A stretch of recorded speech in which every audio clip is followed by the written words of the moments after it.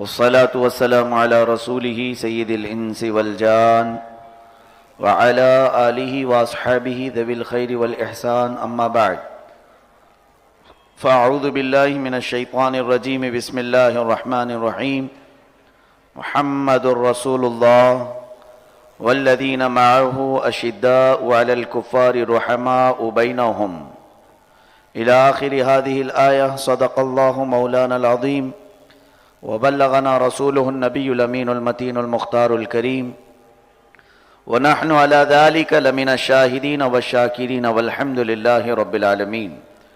بارگاہ رسالت معاب صلی اللہ علیہ وسلم میں درود پاک کا ہدیہ پیش کریں.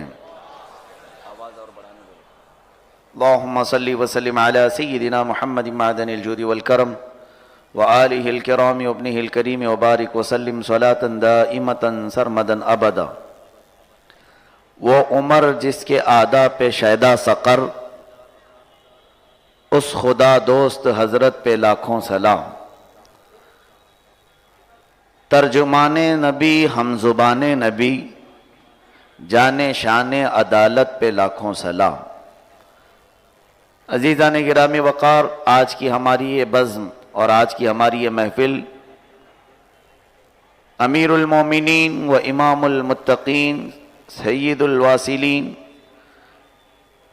سیدنا عمر ابن خطاب رضی اللہ تعالیٰ عنہ کی پاک بارگاہ سے منسوب ہے. اور یقیناً آپ کو کل ہی میں نے یہ بتا دیا تھا کہ سیدنا ابو بکر صدیق رضی اللہ تعالیٰ عنہ اور سیدنا عمر ابن خطاب رضی اللہ تعالیٰ عنہ کی محبت ہمارے ایمان کا حصہ ہے. علامات ایمان میں سے بھی ہے. حضور اکرم صلی اللہ تعالیٰ علیہ وسلم نے ان کی فضیلتوں میں بیان فرمایا ہے. حضرت سیدنا عمر ابن خطاب رضی اللہ تعالیٰ عنہ حضور پاک صلی اللہ تعالیٰ علیہ وسلم کی بارگاہ میں آنے سے قبل صغر سنی بچپن کے حالات تو مخفی ہیں، تاریخ میں مل نہ سکے، لیکن آپ کی جوانی کے حالات ملے ہیں کہ آپ کی جوانی ایسی تھی کہ اللہ تعالیٰ نے حسن و جمال بھی آپ کو عطا فرمایا. خوب گورے رنگت کے تھے اور دراز قد تھے اور جسم پھرتیلا تھا جو کسی باہمت اور توانا پہلوان کی طرح سے. آپ کے اندر جسمانی ساخت کے اعتبار سے جو اللہ نے نعمتیں عطا کی تھی، تو اس اعتبار سے مکہ میں بہت جلد ہی آپ طاقت و قوت کے نام سے پہچانے جانے لگے. اور آپ کے خاندانی وراثت میں آپ کو کچھ چیزیں ملی تھی. خاندانی وراثت میں کہ آپ کا خاندان بنو عدی کہلاتا ہے. بنو عدی حضور پاک صلی اللہ تعالیٰ علیہ وسلم کا ہی خاندان ہے، یعنی قریش. عدی بن کعب بن لؤی، حضرت کعب تک جا کر حضور صلی اللہ علیہ وسلم کے نسب سے حضرت عمر کا نسب مل جاتا ہے. تو عدی وہاں سے ایک الگ بیٹے ہوئے جن کی اولاد میں سے حضرت عمر پیدا ہوئے. تو بنو عدی یہ خاندان جو ہے، عرب میں ان کی حیثیت کیا تھی؟ سفارت کا کام کرتے تھے. سفارت، ایمبیسیڈر کا کام، ایک ملک سے دوسرے ملک کے تعلقات کو ہموار کرنا، جس کو ہم سفیر کہتے ہیں اس زمانے میں. تو یہ سفارت کا کام حضرت عمر کے خاندان سے چلا تھا. عرب والوں کے تعلقات ایران والوں سے بنانا، ملک شام والوں سے تعلقات استوار کرنا، یمن والوں سے تعلقات ہموار کرنا، یہ سفارتی تعلقات کو صحیح کرنے کا کام حضرت عمر کے سیدنا عمر ابن خطاب رضی اللہ تعالیٰ عنہ کے خاندان سے وابستہ تھا. تو یہ سفارتی کام میں حضرت عمر کو اتنی مہارت تھی کہ جب کبھی کوئی جھگڑے ہوتے تو آپ کو بڑے بڑے قضیوں میں، یعنی بڑے اشراف کے درمیان جب کوئی باتیں ہوتی تو حضرت عمر کو بلایا جاتا تھا. اور دوسرے ملکوں میں جب بھی کوئی سفیر بھیجا جاتا تو اس سفیر کو اگر اس ملک والوں نے کچھ غلط سلط کہہ دیا یا برا معاملہ کیا تو وہ سب معاملات حل کرنے کے لیے بھی حضرت عمر جایا کرتے تھے. یہ ایام جاہلیت کی باتیں میں کہہ رہا ہوں، جب ابھی ایمان نہیں لائے تھے. ہاں ایک عادت آپ کے اندر بہت بچپن کی تھی، سخت مزاج تھے، بہت کڑیل مزاج. اور عرب والوں کے اتحاد یعنی جو ان کی یونٹی تھی، اس کے بارے میں وہ کیا سمجھتے تھے کہ بتوں کی پوجا میں ہی یونٹی ہے، اتحاد اسی میں ہے. تو جو بھی بتوں کے خلاف بات کرتا تھا اس وقت حضرت عمر اس کے خلاف بہت سخت معاملہ کرتے تھے. جوانی میں کوئی بھی ہو، حضور صلی اللہ علیہ وسلم کے اعلان نبوت سے پہلے بھی مکہ میں بہت سارے لوگ ایسے تھے جو بتوں کی پوجا نہیں کرتے تھے، وہ دین ابراہیمی پر عمل کرتے تھے. جیسے خود حضرت عمر کے چچیرے بھائی بھی ہیں اور چاچا بھی ہیں، بہت سارے لوگ ایسے ہیں. زید بن عمر، یہ لوگ بتوں کی پوجا نہیں کرتے تھے حضور کے اعلان نبوت، اسلام کا اعلان کرنے سے پہلے بھی. تو حضرت عمر ان سے ہمیشہ جھگڑا کرتے تھے. حضرت عمر کا کہنا یہ تھا کہ ہماری یونٹی، ہمارا اتحاد بتوں کی پوجا میں ہے. تو اس میں وہ بہت سخت معاملہ کرتے تھے، یہاں تک کہ کئی لوگوں کو انہوں نے مار گرایا جو بتوں کے خلاف بات کرتے تھے یا پھر جو موحدین تھے یعنی صرف ایک ہی خدا کو مانتے تھے، ان کو مارتے تھے. یہ ایام بہت دنوں تک چلے جب آپ کی طاقت و قوت اور جوانی جوش میں تھی. یہی حالات تھے جب رسول کریم صلی اللہ علیہ وسلم نے نبوت کا اعلان فرمایا. اور جانتے ہیں آپ، قریش، خاندان قریش، اگر ان کے اندر کوئی جرت تھی بات کرنے کی تو حضرت عمر کی وجہ سے تھی. اور حضرت عمر اور ان کی ایک ٹولی تھی نوجوانوں کی، ایسے سخت گیر نوجوانوں کو حضرت عمر جمع کر کے رہتے تھے. کہیں پر بھی دیکھو کوئی ہمارے خداؤں کو کچھ بولتا ہو تو حملہ کرو، کچھ صلح صفائی کی بات نہیں، سیدھے مارنا ہے. تو یہ کام ان کی جماعت کا تھا، نوجوانوں کی، حضرت عمر کے. اور انہی کے بھروسے پر قریش خاندان والے بہت اچھلتے کودتے تھے. یہی حالات تھے جب رسول کریم صلی اللہ علیہ وسلم نے اپنے آخری نبی ہونے کا اعلان فرمایا.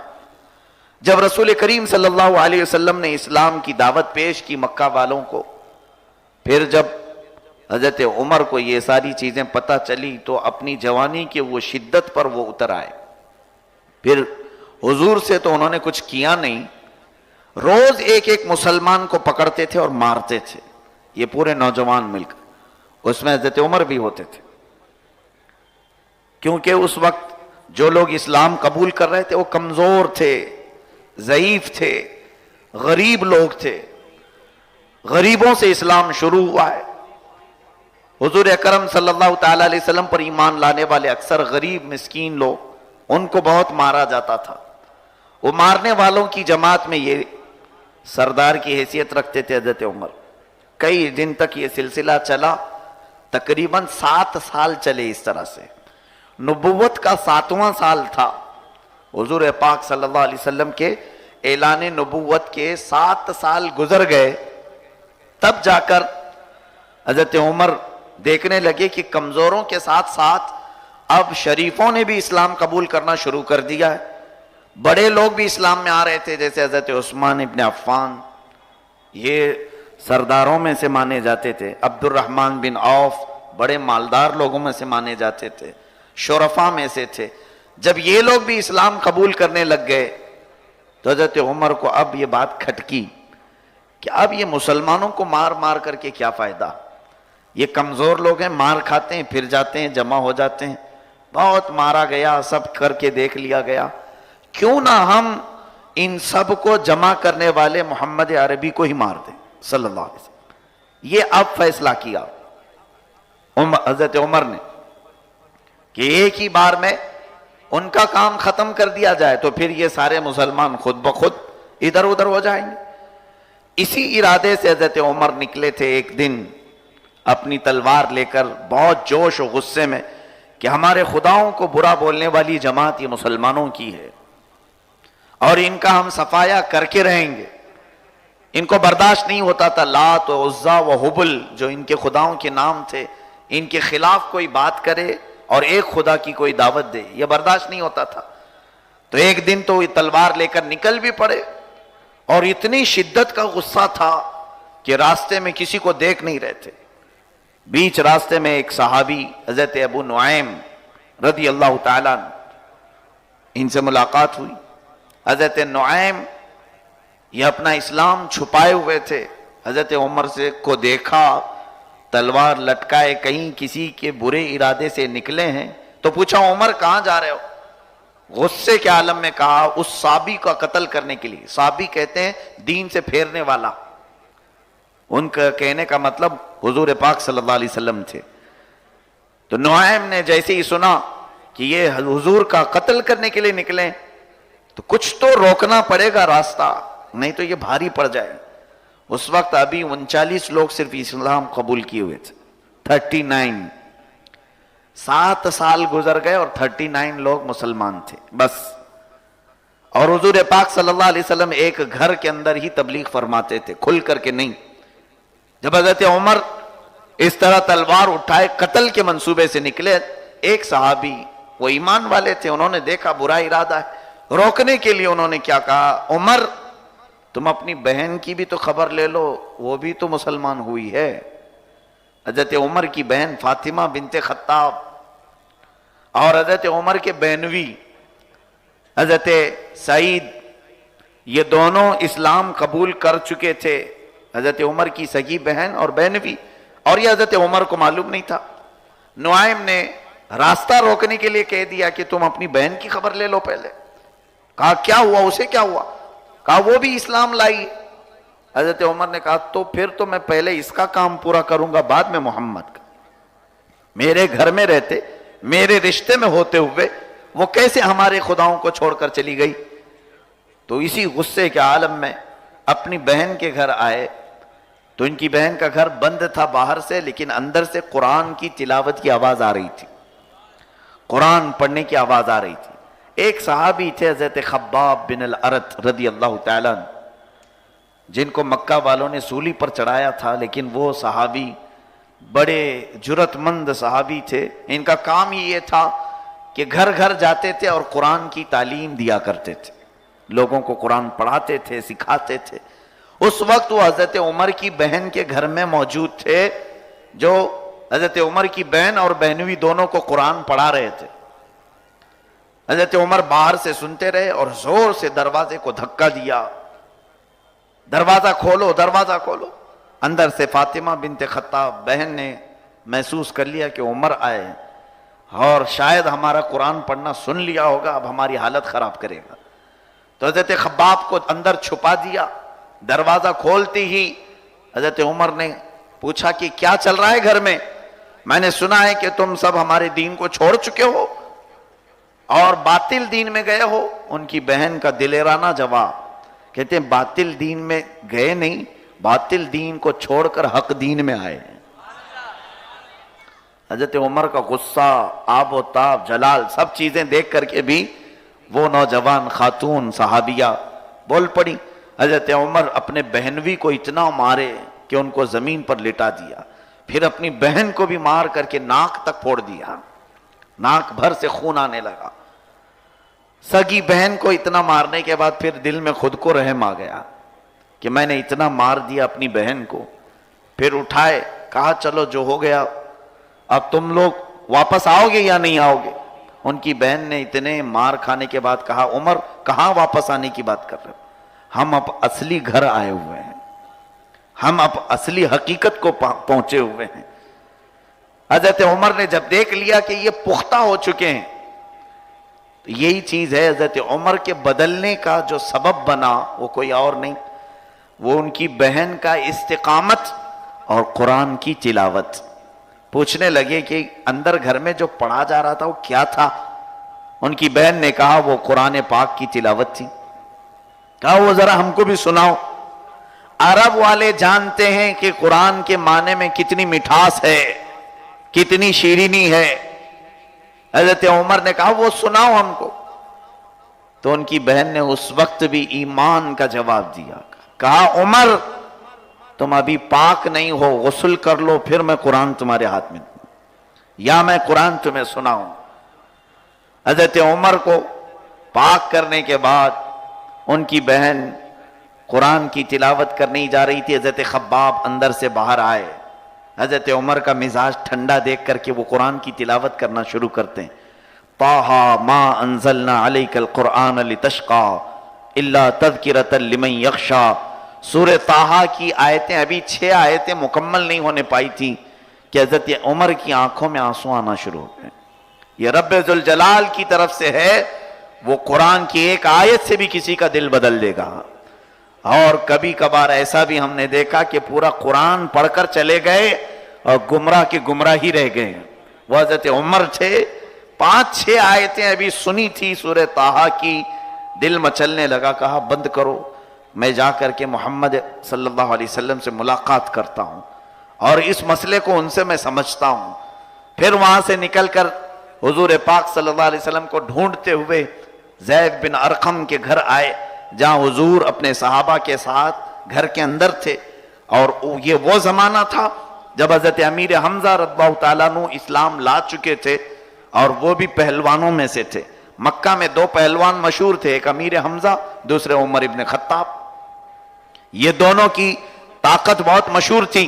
حضرت امیر حمزہ اسلام لا چکے تھے اور وہ پہرے داری کے لیے حضور کے گھر کے دروازے پر ہی کھڑے رہتے تھے. کون آ رہا ہے جا رہا ہے ہر ایک کے اوپر نظر رہتی تھی. حضرت امیر حمزہ کو دیکھ کر کسی کی ہمت نہیں ہوتی تھی رسول کریم صلی اللہ علیہ وسلم کو ہاتھ لگانے کی. تو یہ حضرت عمر آئے اور تلوار لٹکاتے ہوئے آ رہے تھے. زید بن ارقم کے گھر کے پاس آئے. جیسے ہی حضرت امیر حمزہ نے دیکھا تو سمجھ گئے عمر تو دشمنی میں کڑتا تھا اور مسلمانوں کو روز مارتا تھا. ان کی تو ایک جماعت بنی ہوئی تھی، ٹولی تھی مسلمانوں کو تکلیف دینے والی. آج عمر یہاں آیا ہے تو ضرور کوئی برے ارادے سے آیا ہوگا. تو حضرت امیر حمزہ یہیں باہر تلوار نکال کر قضیہ ختم کرنا چاہتے تھے، اندر آنے ہی نہ دیں، کیونکہ 2 پہلوانوں کی ٹکر تھی اور امیر حمزہ کے پاس پلس پوائنٹ میں ایمان بھی تھا حضور صلی اللہ علیہ وسلم کی صحابی ہونے کا. لیکن پھر دل میں یہ خیال آیا پہلے حضور سے پوچھ لیتا ہوں. اندر گئے اور پوچھا کہ یا رسول اللہ صلی اللہ علیہ وسلم، عمر آ رہا ہے اور تلوار ہاتھ میں لٹکائے ہوئے آ رہا ہے، کیا کروں؟ اگر آپ حکم دیں تو دروازے کے باہر ہی کام تمام کر کے بھیج دوں. حضور نے فرمایا حمزہ، عمر اچھے ارادے سے آ رہا ہے، چھوڑ دو اس کا راستہ. یہ غیب داں نبی صلی اللہ علیہ وسلم کے فرمان ہے. حضرت امیر حمزہ نے کہا میں دیکھتا ہوں کہ اگر عمر اچھے ارادے سے آیا ہے تو میں اس کا راستہ چھوڑتا ہوں، اور اگر برے راستے سے آئے تو میری تلوار اس کا مقابلہ کرے گی. حضرت عمر جب دروازے پر آئے تو امیر حمزہ نے روک لیا. پوچھا کہاں جا رہے ہو، کیوں جا رہے ہو؟ صاف صاف حضرت عمر کا لہجہ ہی بدلا ہوا تھا. کہا میں نے سنا ہے اللہ کا کلام طٰہٰ ما انزلنا علیک القرآن لتشقیٰ، میری بہن سے سنا ہے، انہی آیتوں کو کمپلیٹ حضور سے سننے جا رہا ہوں. اتنا جواب تھا. حضرت امیر حمزہ سمجھ گئے، راستہ چھوڑ دیا. اندر آئے، حضور پاک صلی اللہ تعالیٰ علیہ وسلم نے پوچھا عمر کس ارادے سے آئے ہو؟ حضور بہتر جانتے تھے. حضرت عمر تلوار زمین پر رکھتے ہیں اور کہتے ہیں اللہ اور اس کے رسول کے پیچھے چلنے کو آیا ہوں. اس بات پر رسول کریم صلی اللہ علیہ وسلم اتنا خوش ہوئے کہ 3 مرتبہ حضور صلی اللہ علیہ وسلم نے تکبیر بلند فرمائی، اللہ اکبر اللہ اکبر اللہ اکبر.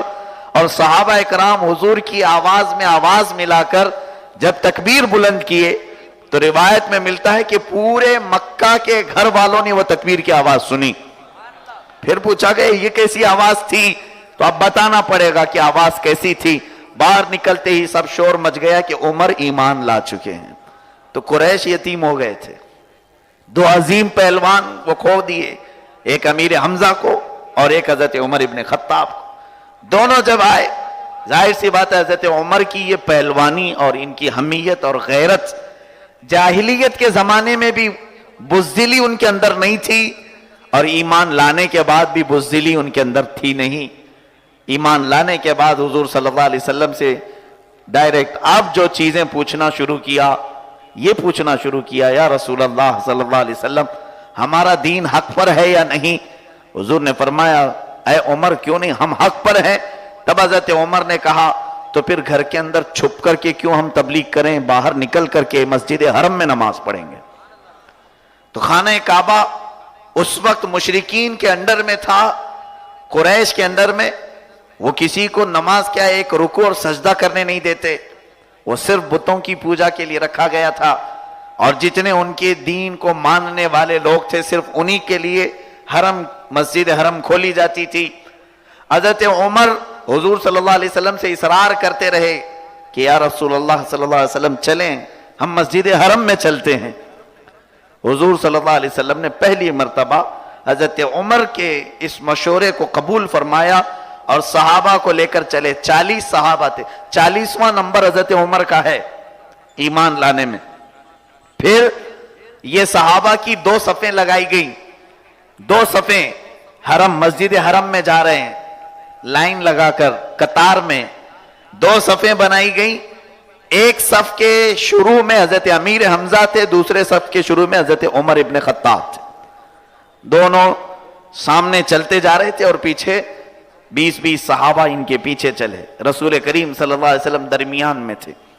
مکہ کی گلیوں سے گزرتے ہوئے مسجد حرم کی طرف جا رہے تھے تو اس وقت ابو جہل بھی بیٹھا تھا اور ابو لہب بھی تھا، بہت سارے قریش کے سردار بیٹھے ہوئے تھے، لیکن ہمت نہ ہو سکی کسی کی، اس لیے کہ انجن 2 بہت خطرناک ان کو نظر آ رہے تھے۔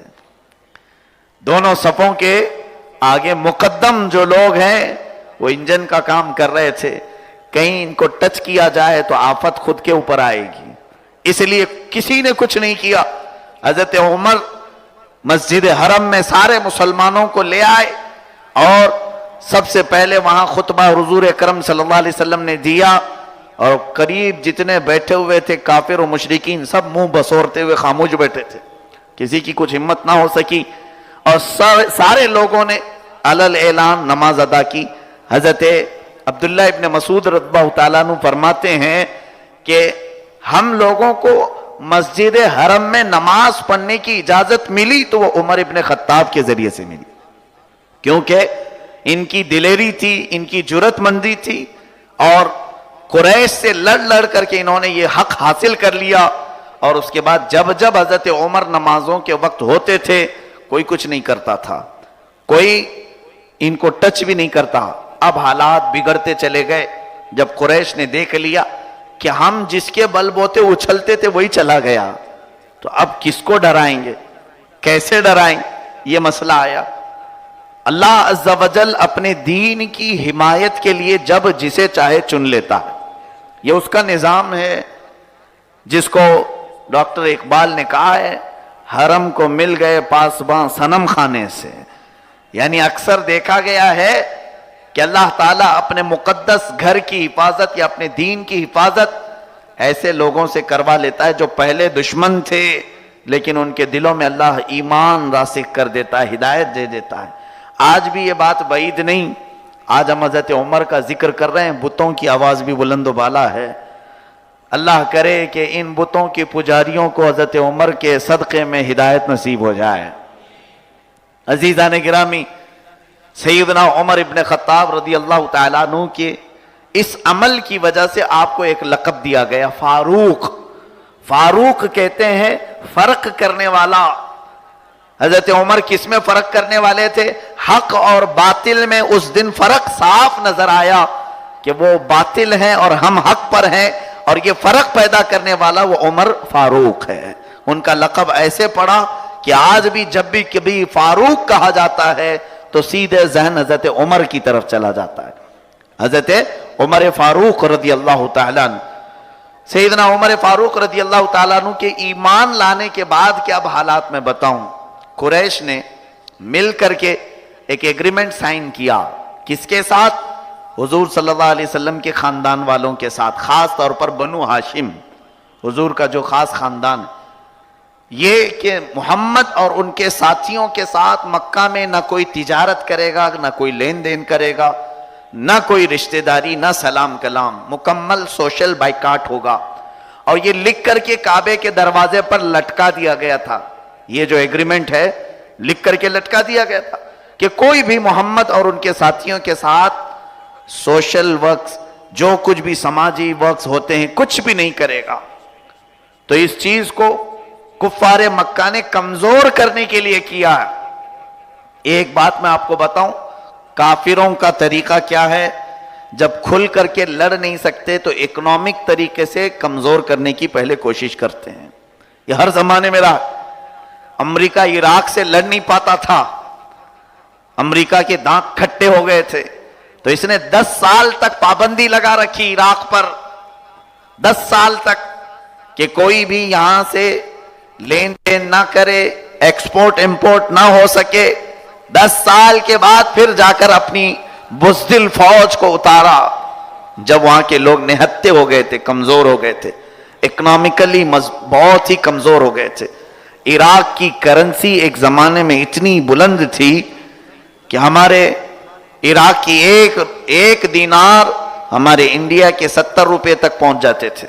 لیکن آج اس کی کرنسی کو اتنا گرایا گیا ہے کہ عراق کی, میں کیسے بتاؤں آپ کو, انڈیا کے اور عراق کے درمیان اتنا فرق ہے کہ آپ انڈیا کے 1000 روپے دیں گے تو عراق کے 18,000 روپے ہو جاتے ہیں. اتنا لو کرنسی ہے, 18,000 روپے. ہمارے 1,000 روپے, ان کے 18,000 روپے ہوتے ہیں. اتنی کرنسی کو ڈاؤن کیا گیا, اور مہنگائی اتنی زیادہ کہ اگر آپ وہاں کے ریٹ کے اعتبار سے دیکھیں, ایک وقت کا کھانا ہی 12,000 روپے کا ہوتا ہے, ان کے 12,000 روپے. تو اس اعتبار سے اکنامیکل جنگ لڑی جاتی ہے. کافروں کا طریقہ ہر زمانے میں یہی رہا. حضور صلی اللہ علیہ وسلم کا سوشل بائیکاٹ جو ہوا وہ حضرت عمر کے ایمان لانے سے, جب دیکھا کہ ایک قوت والا پہلوان انہیں ملا ہے, ان سے مقابلہ ہونا مشکل ہے, تو ان کے ساتھ اب یہ جنگ نہیں تلواروں کی یا دو بدو جنگ آمنے سامنے کی نہیں کی جائے گی, بلکہ پہلے ان کا سوشل بائیکاٹ کرو, سارے آنے جانے کے راستے ان کے بند کرو, سامان نہ ہو, نہتے ہو جائیں, کمزور ہو جائیں, تب پھر ان کے ساتھ مقابلہ کرو. یہی حال عراق کے ساتھ ہوا, یہی حال ملک شام کے ساتھ ہوا. ملک شام میں کتنے سالوں سے رسد خوراک نہیں پہنچتی.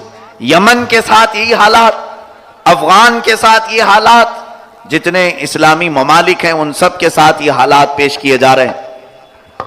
اور اتنا ہی نہیں, بلکہ اب نئے حالات آپ نے دیکھے ہوں گے, اخبار سنے بھی ہوں گے, ترکی کے ساتھ بھی اب یہی حالات پیش آ رہے ہیں. ترکی اسلامی ایک ملک جہاں ایک نڈر لیڈر اب وجود میں آیا ہے, وہ کفار و مشرکین سے آنکھوں سے آنکھیں ملا کر بات کرنے لگا ہے, بیت المقدس کے مسئلے کو اٹھانے لگا ہے, فلسطین کے کمزوروں پر بات کرنے لگا ہے, برما میں ہونے والے ظلم کے خلاف آواز اٹھانے لگا ہے. تب پھر امریکہ کی نیند حرام ہو چکی ہے, یورپین کنٹریز کی اب نیند خطرے میں ہے. ترکی کے ساتھ مقابلہ نہ ہوگا, اس لیے اب اس کا سوشل بائیکاٹ کیا جا رہا ہے. ترکی پر پابندی لگاؤ, اس کی کرنسی کو ڈاؤن کرو. چند دنوں پہلے لیرہ ترکی میں جو چلتے ہیں ان کی قیمت 2 لیرہ $1 کے برابر ہوتے تھے, یعنی انڈیا کے 26 روپے کا 1 لیرہ تھا. لیکن ابھی دیکھا جائے تو تقریباً گرا کر اس کی کرنسی کو 9 روپے تک لایا گیا ہے. میرے عزیزو, یہ باتیں میں اس لیے کر رہا ہوں کہ یہ اس زمانے کی جنگ اکنامیکل لڑی جا رہی ہے, اقتصادیات کے اعتبار سے لڑی جا رہی ہے. مسلمانوں کو اب بھی پتنجلی خریدنے کا شوق ہے. یہ ساری چیزیں اس لیے ہوتی ہیں کہ پروڈکٹس لا کر کے تمہاری حلال کمائی کو گائے کے پیشاب میں ڈالنے کی کوشش کی جاتی ہے. یہاں پر مذہبی اعتبار سے بھی میں آپ کو بات کرنا چاہتا ہوں. جب اکنامیکل طریقے سے پوری دنیا لڑ رہی ہے تو آپ بھی اسی انداز سے لڑو کہ ہم اپنے مسلمان بھائیوں کے اکنامک کو مضبوط کرنے کی کوشش کریں گے. ہم تجارتی اعتبار سے ان چیزوں کی خرید و فروخت کریں جن چیزوں سے اسلامی ممالک کو فائدہ پہنچتا ہو. سعودی کو ہٹاؤ, یہ ظالم ہے, وہ یہودی ہیں, ان کا اسلام سے تعلق ہی نہیں رہا ہے, اس لیے کہ وہ امریکہ اور یورپ کے پٹھو بنے ہوئے ہیں. باقی رہی بات جو اسلامی کنٹریز ہیں ان کو دبانے کی کوشش کی جاتی ہے.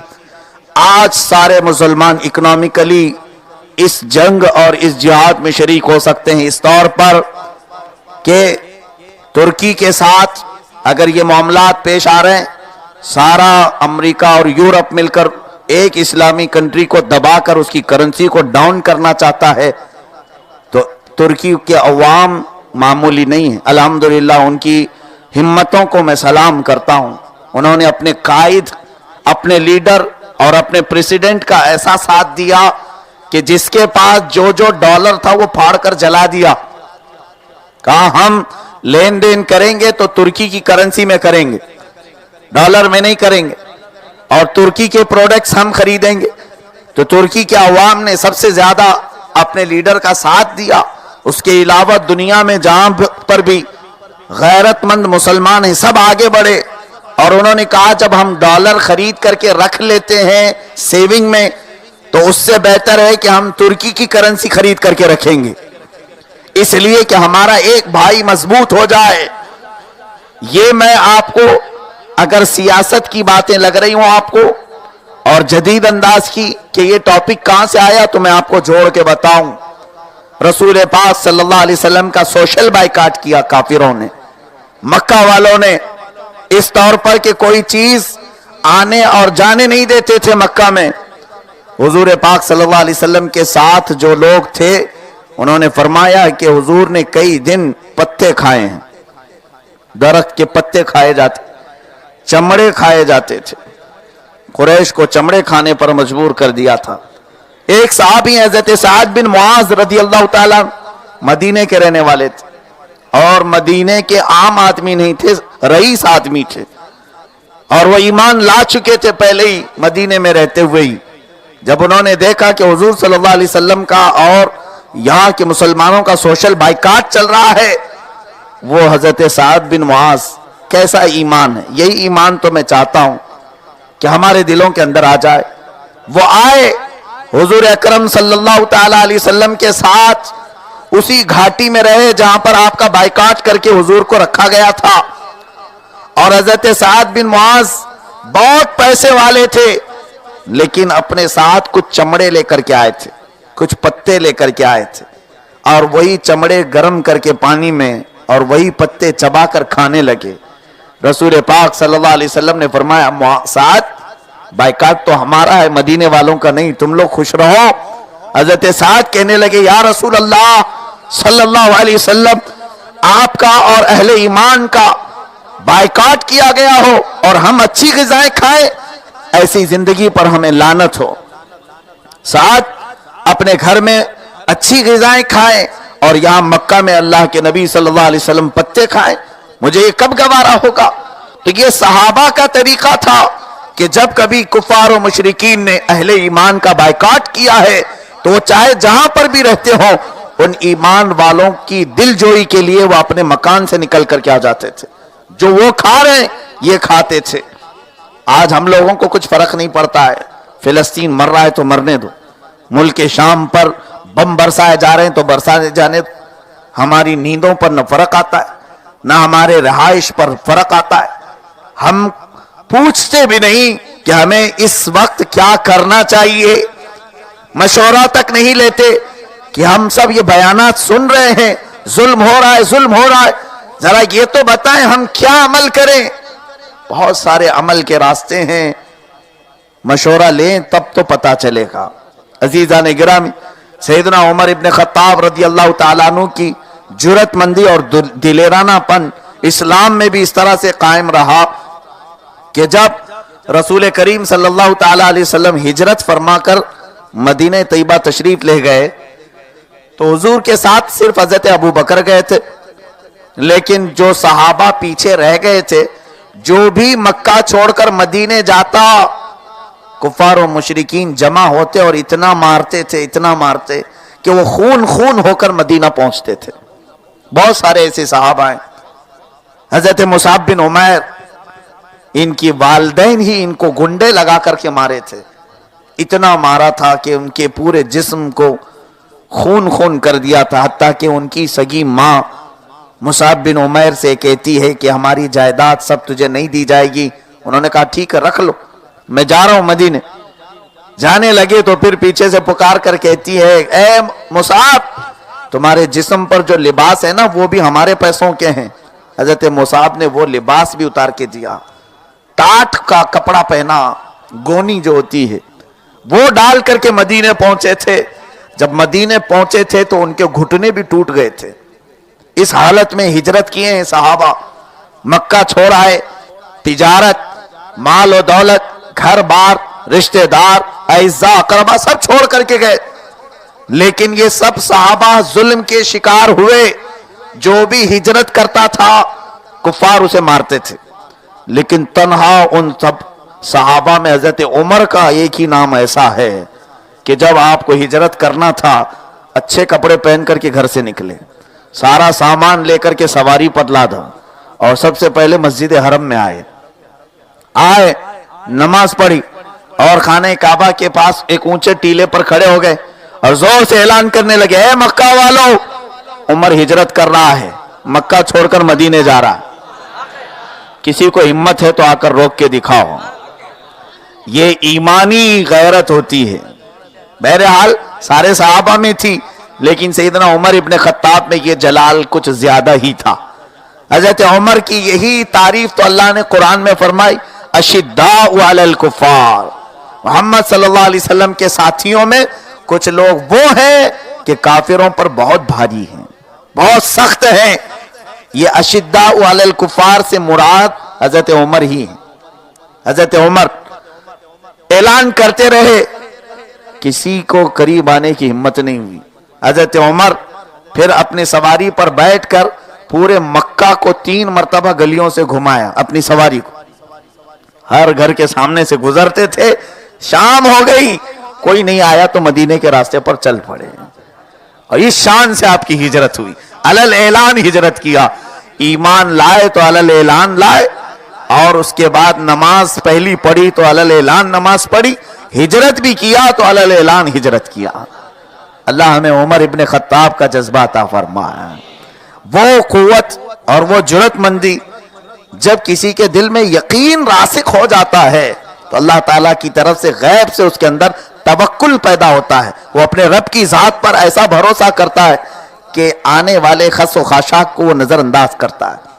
یہ حضور صلی اللہ علیہ وسلم کے سچے جانثار ساتھی سیدنا عمر فاروق کے اندر بہت کامل جذبہ تھا. ہجرت کر کے جب مدینہ طیبہ آئے, آپ کو میں بتاؤں کہ اکثر حضرت عمر کی باتیں ایسی ہوتی کہ ان کی باتوں کے مطابق ہی قرآن کی آیت نازل ہو جاتی. یہ جو مشورہ دیتے تھے اسی مشورے کے مطابق قرآن کی آیت آتی. پہلا مسئلہ پیش آیا تھا یہاں پر مسجد نبوی شریف میں اذان دینے کا, تب حضرت عمر فاروق کا مشورہ قبول کیا گیا تھا. اس کے بعد جنگ بدر میں جو قیدی گرفتار ہو کر کے آئے, یہ پہلی جنگ تھی اسلام کی جس میں اللہ تعالیٰ نے ایک عظیم فتح عطا فرمائی ایمان والوں کو. کیسی فتح کہ یہ لوگ 313 تھے, وہ لوگ 1000 کی تعداد میں تھے اور ان کے پاس سارے ہتھیار سامان سب تھے. اس میں حضرت عمر کے مشورے بہت کام آئے اور جنگ میں اللہ نے ایسی فتح مبین عطا فرمائی کہ 140 لوگ پکڑے گئے, جس میں سے 70 مارے گئے اور 70 قیدی بنے, اور پورے ایمان والوں میں سے صرف 14 لوگ شہید ہوئے, 13 میدان میں اور 1 زخمی ہو کر راستے میں. کتنا بڑا فرق, 313 اور 1000 اور پھر 140, اس میں سے 70 مارے گئے 70 پکڑے گئے. جو 70 پکڑے گئے قیدی بن کر کے آئے, اب حضور صلی اللہ علیہ وسلم نے ان کے بارے میں مشورہ لیا ان کے ساتھ کیا کرنا چاہیے, ان کے ساتھ کیا کریں. تو سب صحابہ الگ الگ مشورے دے رہے تھے. حضرت ابو بکر صدیق رضی اللہ تعالیٰ عنہ نے مشورہ دیا کہ یا رسول اللہ صلی اللہ علیہ وسلم ان سے فدیہ لے لیں. فدیہ کہتے ہیں مال, ان سے کچھ مال لے کر ان کو, یعنی جرمانہ جیسے ہوتا ہے پینلٹی, ان سے یہ لے کر کے ان کو آزاد کر دیں, ہو سکتا ہے بعد میں اسلام لے آ جائیں. حضور صلی اللہ علیہ وسلم نے حضرت ابو بکر کے مشورے کو پسند فرمایا اور فدیہ لے کر کے ان کو آزاد کیا. لیکن حضرت عمر سے بھی مشورہ ہوا تھا, پوچھا گیا تھا ان کے ساتھ کیا کرنا چاہیے. حضرت عمر نے کہا ان کو کاٹ کے مارنا چاہیے.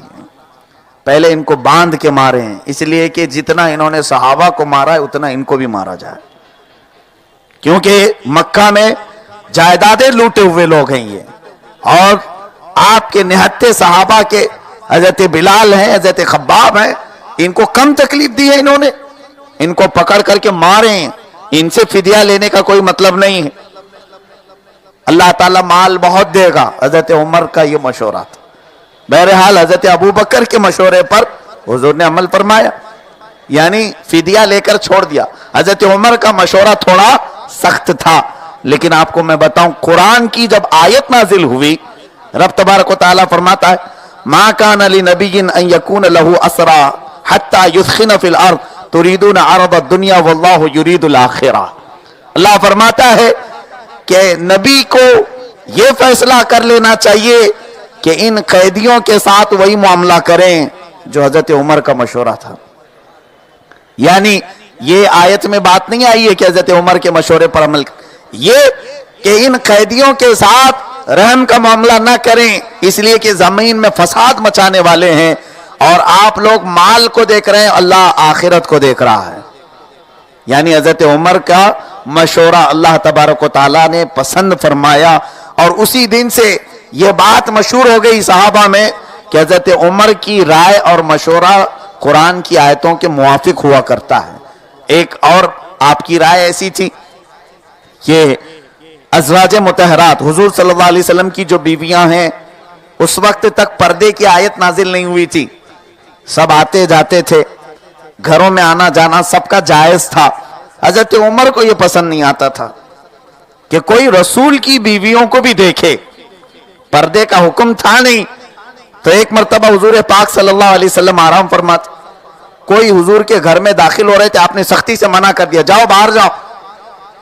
تو کہا کہ کیوں؟ کہا نبی کی بیویاں ہیں، گھر میں ہوں گی۔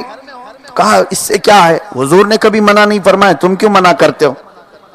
حضور اکرم صلی اللہ علیہ وسلم جب بیدار ہوئے تو حضرت عمر سے پوچھا کیا ہوا؟ کہا دل نہیں چاہتا کہ کوئی اور آپ کی ازواج مطہرات کی طرف دیکھے، کوئی غیر نہیں، صحابہ تھے۔ حضور صلی اللہ علیہ وسلم مسکرائے، اسی وقت جبرائیل امین آیت لے کر نازل ہوئے۔ اللہ تبارک و تعالیٰ نے آیت نازل فرمائی، 22ویں پارے کی آیت ہے، جس میں رب تبارک و تعالیٰ فرماتا ہے کہ نبی کی ازواج کو وَإِذَا سَأَلْتُمُهُنَّ مَتَاعًا فَاسْأَلُوهُنَّ مِنْ وَرَاءِ حِجَابٍ، کہ جب کبھی تم نبی کی بیویوں سے کوئی کام ہو تو پردے کے پیچھے رہ کر کے بات کرو۔ آج کے بعد سے نبی کی ازواج یا پوری امت کی غیر محرم عورتوں کی طرف دیکھنا حرام قرار دے دیا گیا۔ یہ حضرت عمر کی ہی خواہش تھی۔ حضرت عمر کے دل میں جو چیزیں آتی وہ حق کی نشانی ہے۔ اسی طرح سے ایک بار مسئلہ ایسا آیا، کتنی باتیں ہیں ایسی جو قرآن سے ملتی جلتی ہیں۔ سیدنا عمر ابن خطاب رضی اللہ تعالیٰ عنہ سخت تھے، لیکن وہ حق کے معاملے میں سخت تھے، ایسے نہیں کہ جان بوجھ کر کسی کو بھی سختی کریں۔ ایمان لانے کے بعد جو وہ سختی کرتے تھے وہ بالکل حق مسئلے پر سختی کرتے تھے۔ جیسے کہ وہ یہودی اور ایک منافق کا جھگڑا ہوا، اور اس جھگڑے میں فیصلہ حضور کے پاس پہنچا، حضور پاک صلی اللہ علیہ وسلم نے یہودی کے حق میں فیصلہ کیا، وہ منافق مسلمان نام کا مسلمان نہیں مانا، حضرت عمر سے فیصلہ کروانے آیا، حضرت عمر نے کچھ نہیں دیکھا، اس کی گردن مار دی۔ کہا حضور کے فیصلے کو نہیں مانا، تو مجھ سے فیصلہ کرانے آیا ہے۔ تو یہ بات بھی مشہور ہو گئی تھی کہ عمر نے ایک مسلمان کو مار دیا، مسلمان کو مار دیا۔ ایمان اور منافقت یہ کہاں ہے؟ پیشانی پر لکھی جاتی ہے؟ آپ مسلمان ہیں، کسی کی پیشانی پر لکھا ہے؟ ایمان آپ کے دل کی کیفیت کا نام ہے۔ اگر کوئی منافق ہے تو یہ بھی دل کی کیفیت کا نام ہے، کسی کو معلوم نہیں کون منافق ہے کون مومن ہے۔ حضرت عمر نے ایک کی گردن اڑائی جبکہ وہ کلمہ پڑھتا تھا، تو یہ مدینے میں مشہور ہو گیا تھا کہ حضرت عمر نے ایک مسلمان کا قتل کیا۔ حضور نے ان کو بلا کر کے پوچھا کیوں مارے؟ حضرت عمر نے کہا یا رسول اللہ، میرا دل یہ کہتا ہے کہ وہ مسلمان تھا نہیں، میں نے جس کو مارا ہے وہ مسلمان نہیں تھا۔ حضرت عمر کو حضور نے فرمایا تم نے یہ کیسے فیصلہ کر لیا؟ کہتے ہیں کہ آپ کا فیصلہ جو نہ مانے وہ عمر کے نزدیک مسلمان نہیں۔ یہ غائب درجے کی محبت تھی، عشق تھا۔ اسی وقت آیت کریمہ نازل ہوئی آپ کی رائے اور آپ کی خواہش کے مطابق۔ اللہ تعالیٰ نے فرمایا فَلَا وَرَبِّكَ لَا يُؤْمِنُونَ حَتَّى يُحَكِّمُوكَ फीमा शजर बैनहुम, ऐ नबी आपके रब की कसम वो शख्स मोमिन हो ही नहीं सकता जो अपने झगड़ों में आपका फैसला तस्लीम नहीं करता। कितनी आयतें नाजिल हुई हजरत उमर के मशवरे के मुताबिक। एक मुनाफिक और था, अब्दुल्ला बिन उबई। यह ऐसा मुनाफिक के मुनाफिकों का सरदार था, मुसलमानों के खिलाफ गीबत करता था और फिर हुजूर के पीछे नमाज भी पढ़ता था, हुजूर की मस्जिद में नमाज पढ़ता था। ये जो ईमान लाते हैं ऐसे वो चांदनी देख करके आते हैं, कुछ लोग माहौल देख करके आते हैं, उनको मुनाफिक कहा जाता है। कि माल गनीमत बहुत मिल रहा था, सहाबा जहां जाते हैं जंग में फतह हो रही है, माल गनीमत मिलता है, बंटवारा जब होता है तो मुफ्त में माल मिल रहा है। तो मुनाफिकीन इसलिए भी ईमान लाए हुए थे, उनके दिल में नफरत थी, उनके दिल में बुग़्ज़ था, वो सिर्फ देखा देखी आज इनकी बात चल रही है, चलो चलते हैं। हुजूर सल्लल्लाहु अलैहि वसल्लम पर ऐसे ईमान लाए हुए कुछ मुनाफिकीन थे और हजरत उमर की निगाह जानती थी। अब्दुल्ला बिन उबई यह ऐसा मुनाफिक था, एक मर्तबा जंग बनी मुस्तलक से वापसी के वक्त वो जिहाद में है, मुसलमानों के साथ है अब्दुल्ला बिन उबई, लेकिन मदीने वालों से क्या डिस्कशन कर रहा है, अरे देखा ये जब से आ गए हैं ना मदीने में मक्का वाले, हमारा गल्ला सब खा लिया है, मार्केट पर कब्जा इनका हो गया है, घर सब इनके ही बन रहे हैं। दिल में बुग़्ज़ होगा तभी तो बोलेगा। जैसे यूं मुंबई वाले कहते हैं यूपी वालों का यहां पर गलबा हो गया है, बिहार वालों का गलबा हो गया है, ये उनका अपनी तरफ से नहीं, अल्लाह जिसको जमीन पर गलबा दे ये उसकी कुदरत के फैसले हैं।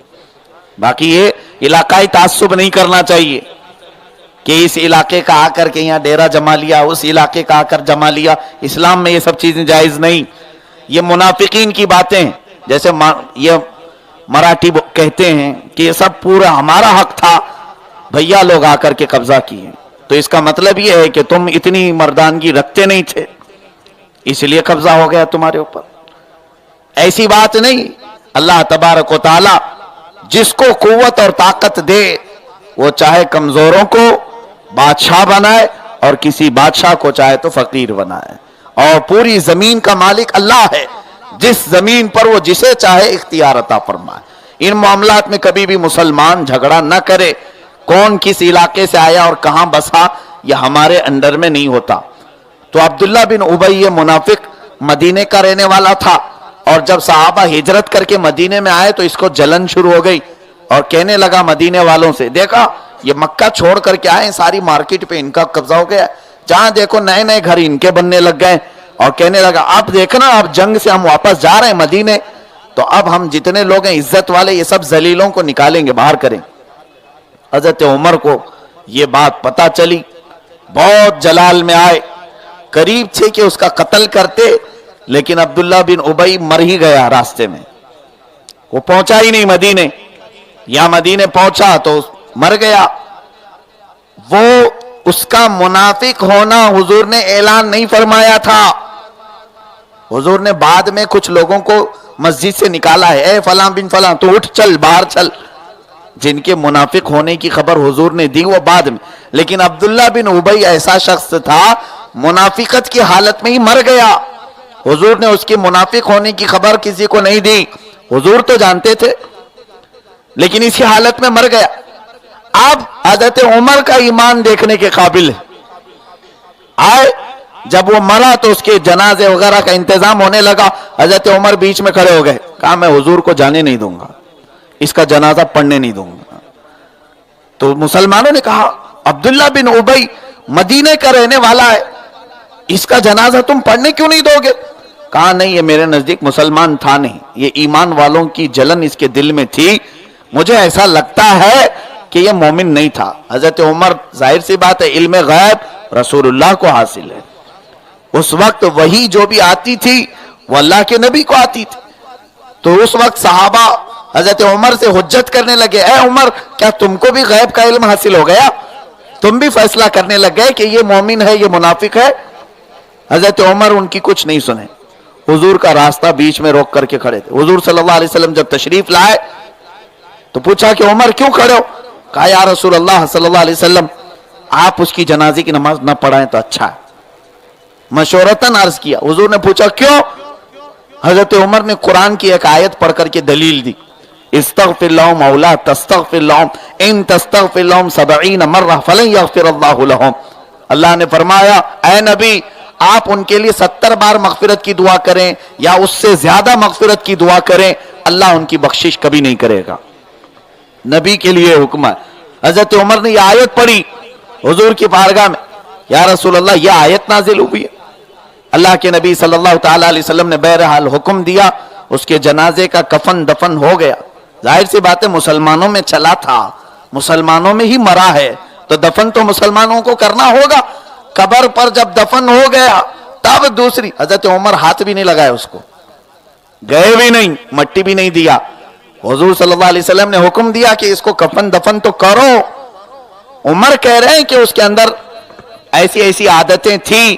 بہرحال سب دفن ہو گیا, تب پھر دوسری آیت نازل ہوئی, وَلَا تُصَلِّ عَلَىٰ أَحَدٍ مِّنْهُمْ مَاتَ أَبَدًا وَلَا تَقُمْ عَلَىٰ قَبْرِهِ.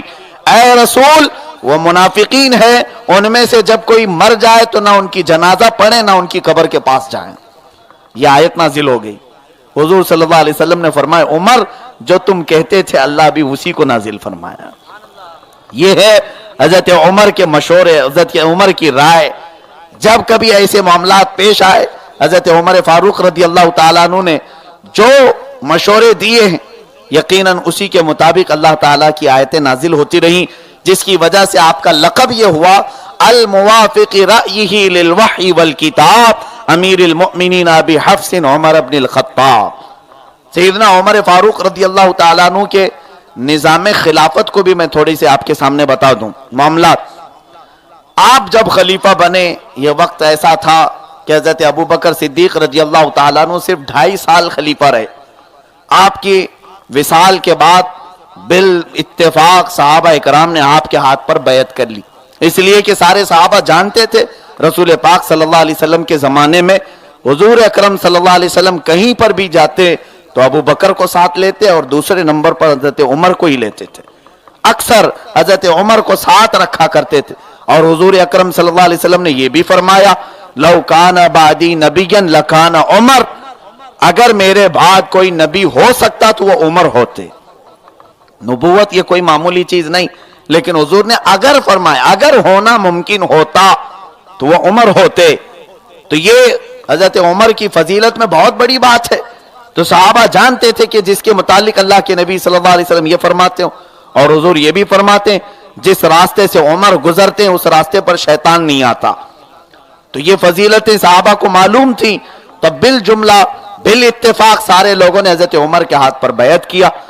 سیدنا عمر فاروق رضی اللہ تعالیٰ عنہ پہلے خطبے میں یہ بیان کرتے ہیں اے لوگوں میں آج سے اس خلافت کے معاملے کو سنبھالنے جا رہا ہوں جس کو مجھ سے پیشتر سیدنا ابو بکر صدیق نے چھوڑا اور رسول کریم صلی اللہ علیہ وسلم کے وہ نقوش پر عمل کرتے رہے. دیکھنا اگر عمر کا قدم ذرا برابر بھی ڈگمگائے تو تم کیا کرو گے. صحابہ سے سب سے پہلے سوال کرتے ہیں, میں کوشش کروں گا کہ رسول اللہ کے راستے پر چلوں, ابو بکر صدیق کے راستے پر چلوں, لیکن اگر کوئی میں دوسرا راستہ چل پڑا. تو ایک صحابی کھڑے ہو گئے, صحابہ میں ایمان ایسا تھا, کہنے لگے اے عمر ہم دیکھتے رہیں گے جہاں تمہارا قدم ان راستوں سے ہٹے گا ہماری تلوار تمہارا مقابلہ کرے گی. یہ صحابہ حق کے پرچم بلند کرنے والے تھے اور ان کے اندر جرأت بھی اس بات کی تھی. اور حضرت عمر فاروق رضی اللہ تعالیٰ عنہ نے یہ نہیں کہا کون ہے جو میری گستاخی کر رہا ہے, بلکہ اس صحابی کو سینے سے لگایا اور کہا جب تک رسول اللہ کی امت میں حق کے لیے کھڑے ہونے والے ایسے لوگ رہیں گے دین کا نظام کبھی درہم برہم نہیں ہو سکتا. آج اسی بات کی ضرورت ہے, حق کو پہچانو. یا نفس کی سنی جاتی, ہمارا نفس جسے چاہے ہم اسے کھڑا کریں گے, حق جسے چاہے اس کی بات پسند کرو اور اس کے پیچھے چلنے کی کوشش کرو. سیدنا عمر فاروق رضی اللہ تعالیٰ عنہ کے خلیفہ بنتے ہی جو معاملات پیش آئے, اللہ اکبر, رب تبارک و تعالیٰ نے اسلام کو اتنی فتوحات عطا فرمائی, اتنے راستے کھلے کہ حضرت عمر کئی صحابہ کی جماعتوں کو, لشکر کو سب سے پہلے ملک شام بھیجتے ہیں, ایران بھیجتے ہیں اور عراق بھیجتے ہیں. یہ 3 ملک اس زمانے کے بڑے ملک ہیں، عراق، ملک شام، ملک ایران، فارس اس کو کہا جاتا تھا، اور حضرت عمر فاروق رضی اللہ تعالیٰ عنہ کی خلافت کو صرف 3.5 سال یا 4 سال گزرے تھے کہ یہ تینوں ملکوں کے اسلام میں داخل ہونے کی بشارتیں آ گئی. 1 2 نہیں 3 بڑے ملک سیدنا عمر فاروق کے تخت خلافت کے اندر میں آئے، اور اس کے بعد یہ فتوحات کا سلسلہ یہی نہیں رکا. حضرت عمر فاروق رضی اللہ تعالیٰ عنہ کی خلافت کے زمانے میں مصر فتح ہوا، بیت المقدس فتح ہوا، اور اس کے علاوہ افریقہ تک اسلامی فوجیں پہنچیں، یورپ تک اسلامی فوجیں پہنچنے لگیں، اور پھر ایشیا کا حصہ تو آلریڈی بہت سارا اسلام میں جا چکا تھا. کتنے تاریخ لکھنے والوں نے لکھا ہے 17 لاکھ اسکوائر کلومیٹر پر اسلامی حکومت قائم ہو چکی تھی. 17 لاکھ، اور بعض لوگوں نے لکھا ہے 36 lakh square kilometre. 36 lakh square kilometre معمولی نہیں ہوتا ہے. اسکوائر فٹ آپ جانتے ہوں گے 1000 اسکوائر فٹ، میں اسکوائر کلومیٹر کی بات کر رہا ہوں. 36 لاکھ اسکوائر کلومیٹر پر اسلامی حکومت قائم ہو چکی تھی، اور وہ تنے تنا حضرت عمر کی نگرانی میں چل رہی تھی. لیکن سیدنا عمر فاروق رضی اللہ تعالیٰ عنہ اتنی مضبوطی سے دامن رسول کو تھامے ہوئے تھے کہ ہر معاملے پر سنت رسول پر عمل کرتے تھے. رسول کریم صلی اللہ تعالیٰ علیہ وسلم کی شریعت سے اگر کوئی بال برابر بھی ہٹتا تو حضرت عمر اس کی برابر سزا اور برابر سرکوبی کرتے تھے. حتیٰ کہ روایات میں لکھا ہے آپ کے کندھے پر ہمیشہ کوڑا رہتا ہی تھا. بازار میں جاتے کوڑا ویسے ہی رہتا تھا. یہ کوڑا کیا ہے؟ اسلامی نظام میں خلیفہ وقت یا حاکم وقت جو سزا دیتا ہے وہ کوڑے کی سزا ہوتی تھی. کوڑا کوئی تمہاری پینٹ میں پہننے والے بیلٹ کو نہیں کہتے، وہ چمڑے کا پٹا کہ ایک پڑے تو جسم کا چمڑا لگ کے ساتھ میں آ جائے. یہ بہت سخت سزا ہوتی تھی کوڑے کی، اور اس زمانے کے مضبوط لوگ اسے برداشت بھی کر لے جاتے. حضرت عمر ان کا کوڑا یہ تھا. بعض لوگ یہ کہتے کہ کوڑا لے کے کیوں پھرتے ہیں آپ؟ تب آپ نے ایک تاریخی جملہ فرمایا تھا جس کو میں نے کہا ہے، بہت سارے لوگ اللہ کے ڈر سے اسلام پر عمل کرتے ہیں اور کچھ لوگ کوڑے کے ڈر سے. تو بہرحال دونوں کو اسلام پر عمل کرانا ہے. کوڑے والے چند دنوں کے بعد اللہ والے بھی بن سکتے ہیں، تھوڑے دنوں کے بعد وہ بھی اللہ والے بن جاتے ہیں. جیسے بچپن میں بچے لکڑی کے ڈر سے پڑھتے ہیں، بعد میں ایک مقام ایسا آتا ہے کہ وہ اللہ کے خوف سے بھی پڑھنے لگ جاتے ہیں. حضرت عمر کا یہ مزاج تھا کہ سیدنا عمر فاروق رضی اللہ تعالیٰ عنہ نظام خلافت کو ایسے عدل و انصاف کے ساتھ قائم کیے ہوئے تھے، ایسا عدل کہ آج بھی دنیا میں جب کبھی عدالت کی مثال دی جاتی ہے تو حضرت عمر کی مثال دی جاتی. آپ کو میں یہاں انڈیا کی بات بتاؤں. انڈیا میں جب یہاں کا پہلا وزیر اعظم جواہر لال نہرو اس زمانے میں پرائم منسٹر تھا، تو کچھ مسلمانوں پر ظلم ہوئے. تو دلی کے کچھ مسلمانوں نے، ہوتا ہے ہمارے اکثر مسلمان نوجوان جوش میں آتے بھی ہیں تو ایسی باتیں کرتے ہیں جو ان کے لیے لائق نہیں ہوتی. ہمارے اندر وہ ہیں، یہ ہیں ڈیرنگ کے، جو جس کو ممبئی میں بول بچن کہتے ہیں. یہ تمام جملے ہوتے ہیں. ہاں ہم بھائی کے لوگ ہیں، ہم دادا کے لوگ ہیں، فلاں کے لوگ ہیں، اپنی نسبت ایسوں کے ساتھ جوڑتے ہیں. تو اس وقت کے کچھ مسلمانوں نے یہ کہا کہ سمجھا لو ہندوستان کے ان لوگوں کو جو مسلمانوں پر ظلم کر رہے ہیں، ورنہ ہم میں چنگیز خان اور ہلاکو بھی آئے ہیں. اگر ہمارا کوئی چنگیز خان اٹھ گیا تو پھر تمہاری خیر نہیں ہوگی. یہ کچھ مسلمانوں نے اعلان کیا. چنگیز خان ایک بہت ظالم بادشاہ آیا ہے، ہلاکو ایک بڑا ظالم، بہت سارے لوگوں کو اس نے قتل کیا ہے. میں سمجھتا ہوں ایسوں کا مسلمانوں کے ساتھ تعلق جوڑنا بھی اچھی بات نہیں.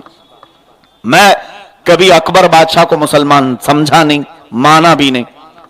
ہاں کچھ عادل اور منصف بادشاہ آئے ہیں جن کی حکومت کو ہم سلام کرتے ہیں، لیکن مسلمان کبھی کبھار گنڈوں کو اپنا ہیرو سمجھ بیٹھتے ہیں، کبھی کبھار دادا اور موالیوں کو اپنا ہیرو ماڈل سمجھتے ہیں. کہیں پر بھی بات پھنسے تو اس کا نام لے لیا. میں بھائی کا آدمی ہوں، اور ہمارے اندر ایک بھائی ہے، اٹھے گا تو سب کو پھر کچل ڈالے گا. पंडित जवाहरलाल नेहरू तक ये बात पहुंची थी कि मुसलमानों ने ऐसा कहा है कि हम में से चंगेज खान भी गुजरे हैं और हलाकू जैसे बादशाह भी गुजरे हैं, अगर कोई उठ गया तो फिर तुम्हारी खैर नहीं होगी। तो जवाहरलाल नेहरू ने जवाब में अपने एक भाषण में कहा था, मुसलमान चंगेज और हलाकू को तो याद रखते हैं, क्या ही अच्छा होता कि उनके बदले में उमर की मिसाल दी जाती। इनके बीच में उमर फारूक जैसे आदिल बादशाह भी गुजरे हैं। तो ये गैरों की तरफ से बात आई, हम तो फजीलत बयान करते ही। अल फज़्लु लिमा शहीद बिहिल आदा, अरब में कहा जाता है फजीलत उसकी जिसकी दुश्मन भी गवाही देने लगी। हाँ, हजरत उमर फारूक रदी अल्लाह तआला अन्हु की अदालत को सिर्फ मुसलमानों ने नहीं बयान किया। आप जॉर्ज बर्नार्ड शॉ एक बड़ा मशहूर राइटर है, अंग्रेज राइटर, उसने तो हजरत उमर की पूरी सीरत लिखी और कहा है कि मैंने पूरी तारीख में कभी उमर जैसा हुक्मरान देखा ही नहीं, उमर जैसी जहानत और फतानत वाला देखा ही नहीं।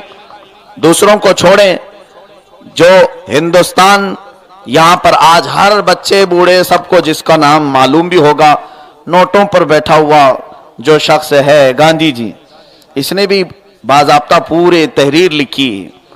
मैं इनके हवाले अपनी फजीलत के लिए नहीं दे रहा हूं, उन लोगों के लिए दे रहा हूं। अल्हम्दुलिल्लाह हमको किसी दूसरे के सहारे लेने की जरूरत नहीं है। दलील में गैरों की बात पेश करना हमारे लिए जरूरी नहीं, उनके लिए है।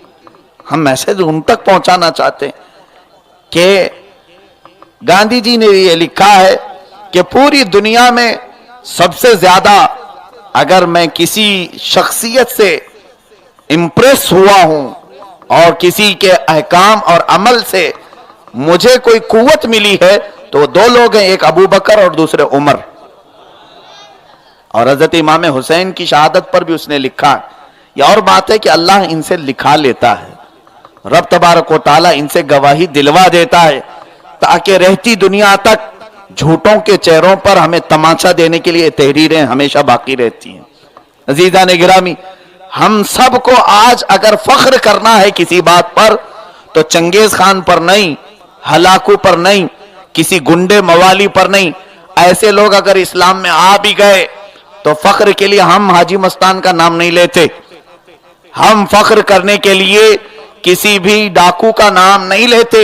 हम तो ऐसों से अपना पल्ला झाड़ते हैं। अल्हम्दुलिल्लाह हम फख्र करते हैं किसी पर तो सैयदना उमर फारूक रदी अल्लाह अन्हु, सैयदना अबू बकर सिद्दीक रदी अल्लाह तआला अन्हु, जिनका निजाम खिलाफत पूरी दुनिया के लिए आज भी चैलेंज बना हुआ है। ला करके दिखा दो अगर हिम्मत है तो ऐसी कोई मिसाल पूरी दुनिया में। मैं आज बरसरे मिंबर ये ऐलान करता हूं, चैलेंज है पूरी दुनिया में किसी भी हुकूमत से कि उमर जैसा एक निगरान और एक हुक्मरान पेश करके दिखा दो। आज भी तुम सब के लिए सैयदना उमर फारूक रदी अल्लाह तआला अन्हु जैसा निगरान या हुक्मरान लाने के लिए जानते हो क्या क्या करना पड़ जाएगा। हजरत उमर मदीने में रहते थे। दरियाए फुरात कहां है मालूम है? इराक में है।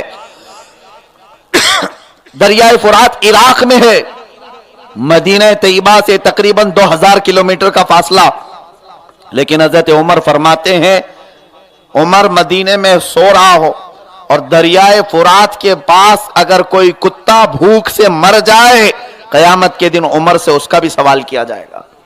हजरत उमर का यह जज्बा था कि अगर दरियाए फुरात के पास कोई कुत्ता भी भूख से मरे तो मुझे डर लगता है कि अल्लाह मुझसे उसके बारे में पूछेगा कि तेरी हुक्मरानी के वक्त, तेरी खिलाफत के वक्त कोई भूख से कैसे मरा। ये जो खौफ हजरत उमर के अंदर था, कहां से लाओगे? हुक्मरानों में ये चीज कहां से आ सकेगी? जब भी तो हजरत उमर खूब आराम की नींद सोते थे जब सोना होता। लेकिन अक्सर ऐसा होता, मदीने की रातें सहाबा ने जो देखा, हजरत उमर गश्त करने के लिए निकल पड़ते थे। रात को अपने तख्ते खिलाफत को छोड़कर, अपने घर को छोड़कर गलियों में गुजरते रहते और देखते रहते कि कोई भूखा तो नहीं सो रहा है। घरों की खबर लेते रहते। ये कौन सा हुक्मरान करता है, कौन सा नेता करता है? और किसको आज हमारी गरीबी की फिक्र है, किसको आज भूख की फिक्र है? मियां पड़ोसी फिक्र नहीं करते, कहां हुक्मरान फिक्र करेंगे? हजरत उमर फारूक रदी अल्लाह तआला وہ रसूलुल्लाह का ऐसा जानशीन कि अपने घर से निकलकर गली कूचों में आवाजें सुनते रहते। एक घर के करीब कुछ आवाजें आने लगी बच्चों की रोने की। आप खिड़की के करीब कान लगाते हैं, किस बात पर यहां बच्चों के रोने की आवाज आ रही। और से सुना तो बच्चे भूख से अपनी मां से कह रहे हैं, अम्मा कल भी तूने ऐसे बहाने बना करके हमको सुला दिया था और परसों भी हम भूखे सोए, आज भी हांडी चढ़ी है चूल्हे पर, खाना मिलेगा कब। वो औरत, 3 बच्चे हैं, चटाई पर बैठे हुए अपनी मां से गुफ्तगू कर रहे हैं। मां हांडी चूल्हे पर चढ़ाई हुई है और कहती है, बेटा देखो पक तो रहा है खाना, थोड़ी देर आराम करो, आराम करो। और वो औरत खाना नहीं पका रही थी, पानी रखकर उसमें पत्थर डाल करके बच्चों को दिल बहला रही थी। घर में खाने की कोई चीज नहीं थी, हांडी में पानी खौल रहा है और पत्थर, और उन बच्चों को बहलाते हुए सुला रही है, थोड़ी देर सो जाओ, पक जाएगा, मैं उठा दूंगी। बच्चे रोते रोते सो गए। हजरत उमर फारूक रदी अल्लाह ताला अन्हु यह हालात देखते हैं और रो पड़ते हैं। फौरन बैतुल माल तशरीफ लाए और आटे की एक गोनी पूरी भर ली, सामान गल्ला अनाज सब ले लिया, अपनी पीठ पर उठा करके चलने लगे। हजरत सालिम जो हजरत उमर के गुलाम हैं, कहने लगे, आका अमीरुल मोमिनीन ये गोनियां, ये सामान की चीजें हमें दे दें। हजरत उमर मना करते हैं, क्या कल क़यामत के दिन मेरा बोझ तुम उठाने के लिए तैयार हो। ये सारा सामान का बोझ अपने कंधे पर उठा करके लाते हैं और उस खातून के घर के दरवाजे को दस्तक दिया।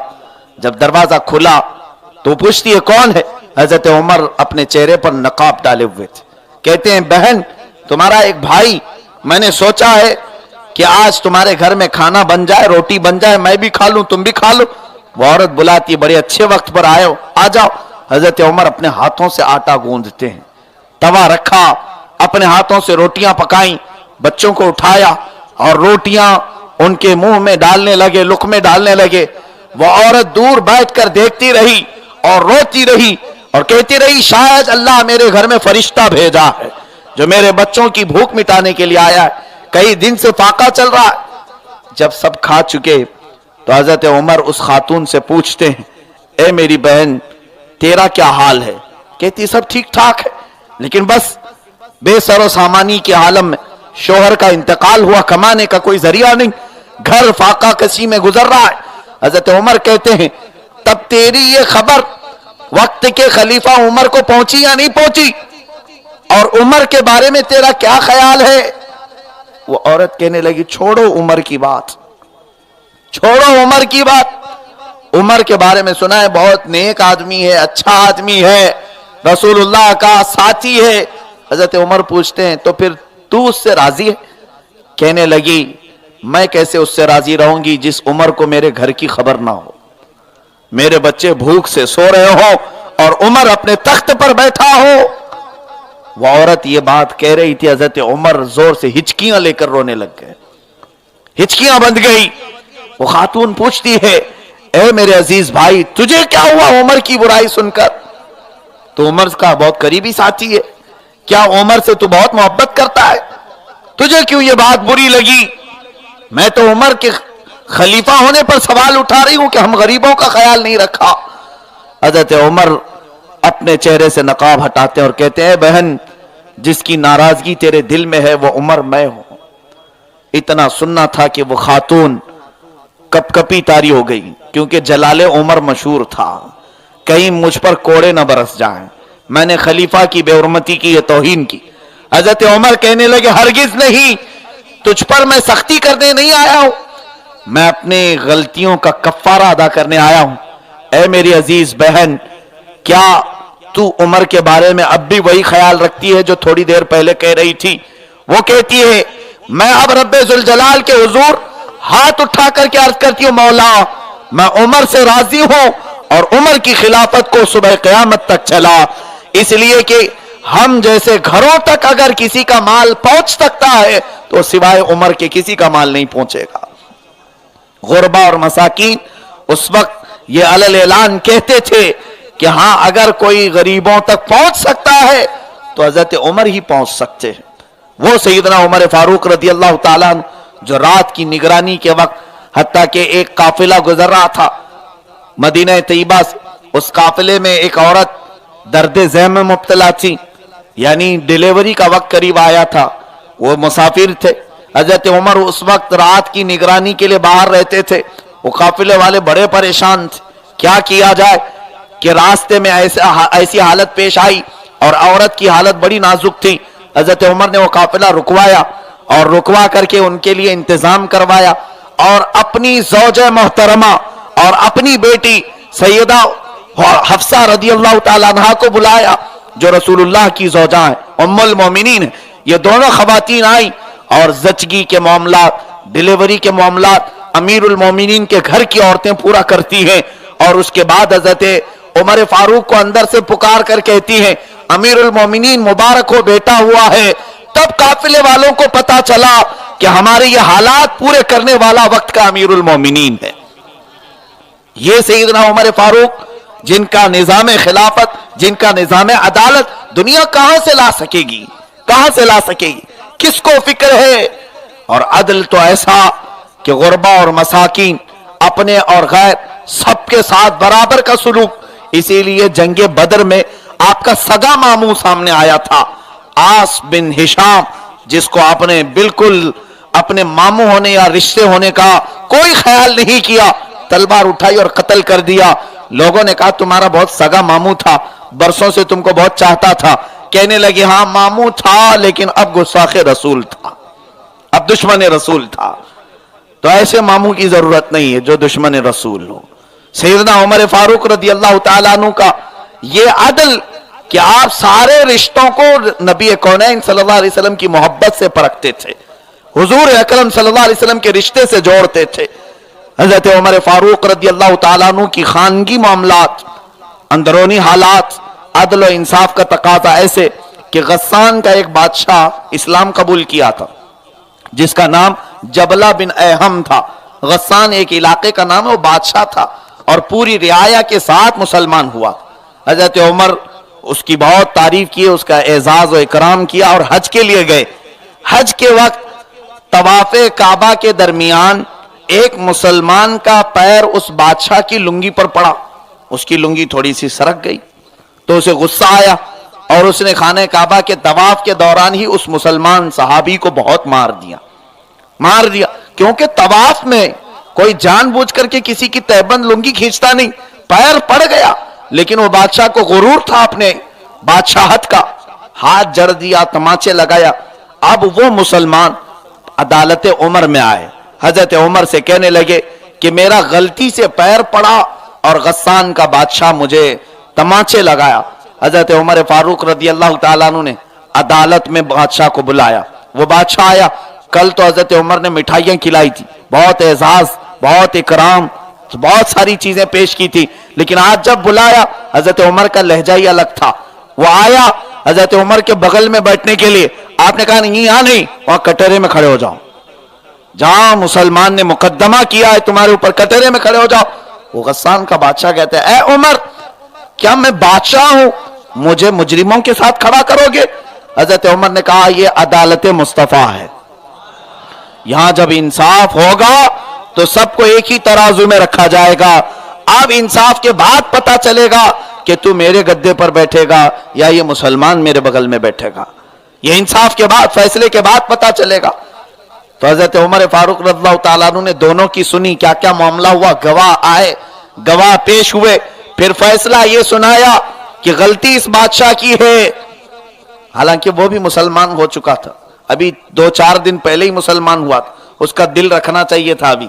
حضرت عمر نے کچھ نہیں دیکھا، کہا اے مسلمان، تیرے اوپر جتنے ہاتھ اس نے لگائے اتنے ہاتھ تو بھی اسے لگا لے، برابر کا فیصلہ ہے۔ غلطی سے تیرا پیر پڑا اور اس وجہ سے اس نے جتنا تجھ پر زیادتی کیا وہ بدلہ تو لے سکتا ہے۔ اس مسلمان کو جیسی حضرت عمر نے یہ سنایا، وہ بادشاہ کہتا ہے اے عمر، ٹھیک ہے میں فیصلہ منظور کرتا ہوں، لیکن مجھے 1 دن کا ٹائم دو، کل میں دربار میں حاضر ہو جاؤں گا، پھر یہ آگے کی کاروائی پوری کی جائے۔ حضرت عمر نے مہلت دی، لیکن اس مہلت کا فائدہ اٹھاتے ہوئے وہ راتوں رات اپنے ملک بھاگ گیا اور مرتد ہو گیا۔ لوگوں نے کہا عمر کے ایک فیصلے سے ایک بادشاہ واپس چلا گیا۔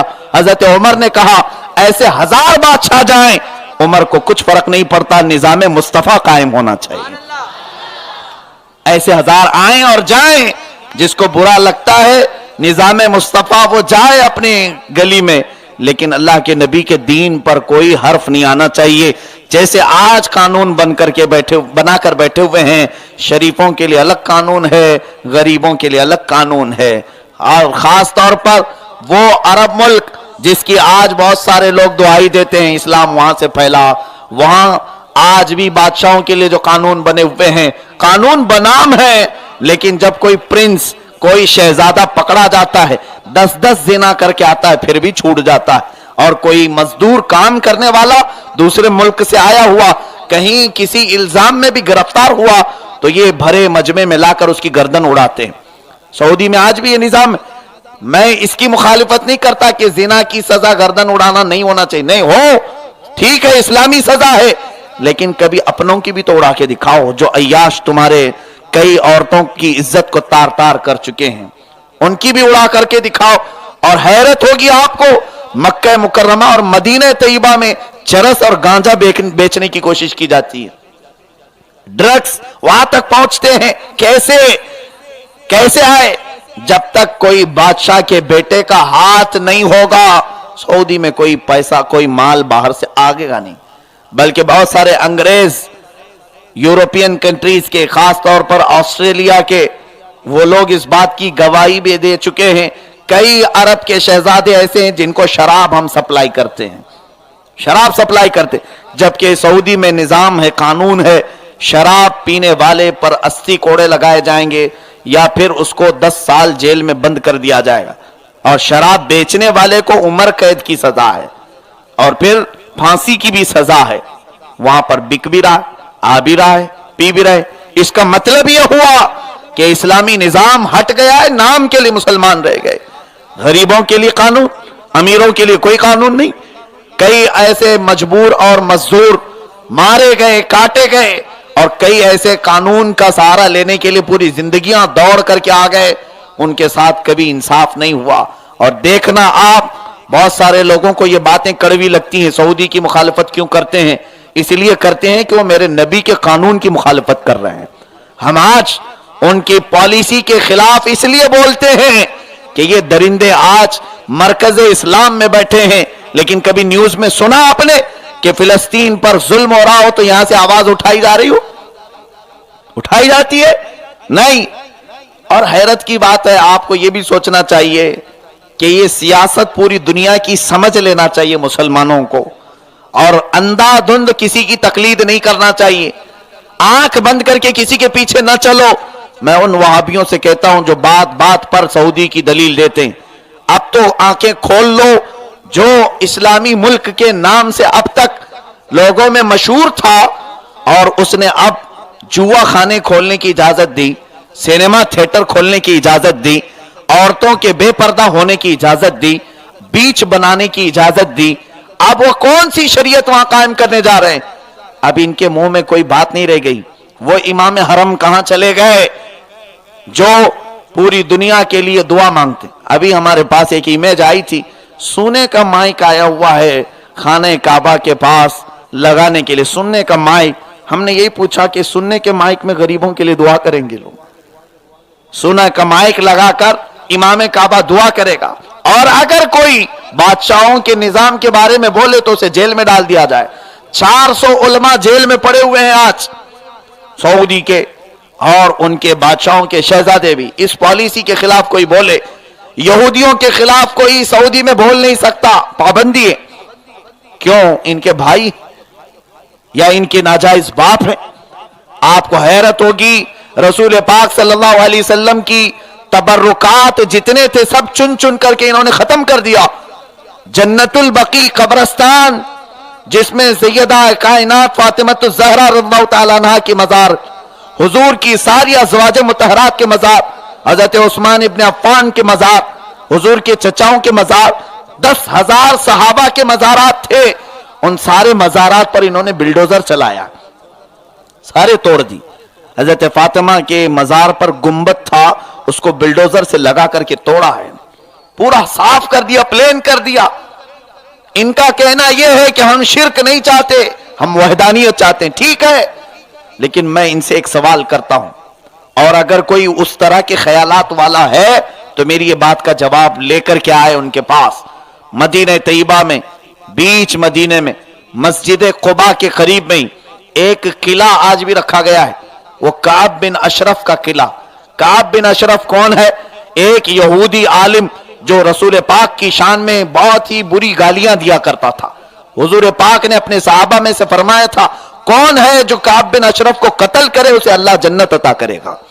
ایسا یہودی، بدبودار یہودی، سڑا ہوا یہودی جو حضور پاک کی گستاخی کرتا تھا، اس کا 2 منزلے کا قلعہ آج تک مدینے میں محفوظ ہے، اور اس کے آس پاس باؤنڈری لگا کر بورڈ بھی لگایا گیا ہے کہ یہ ہسٹوریکل پیلیسز میں ہے، یعنی یہ تاریخی چیز ہے، اس لیے ہم نے سنبھال رکھا ہے.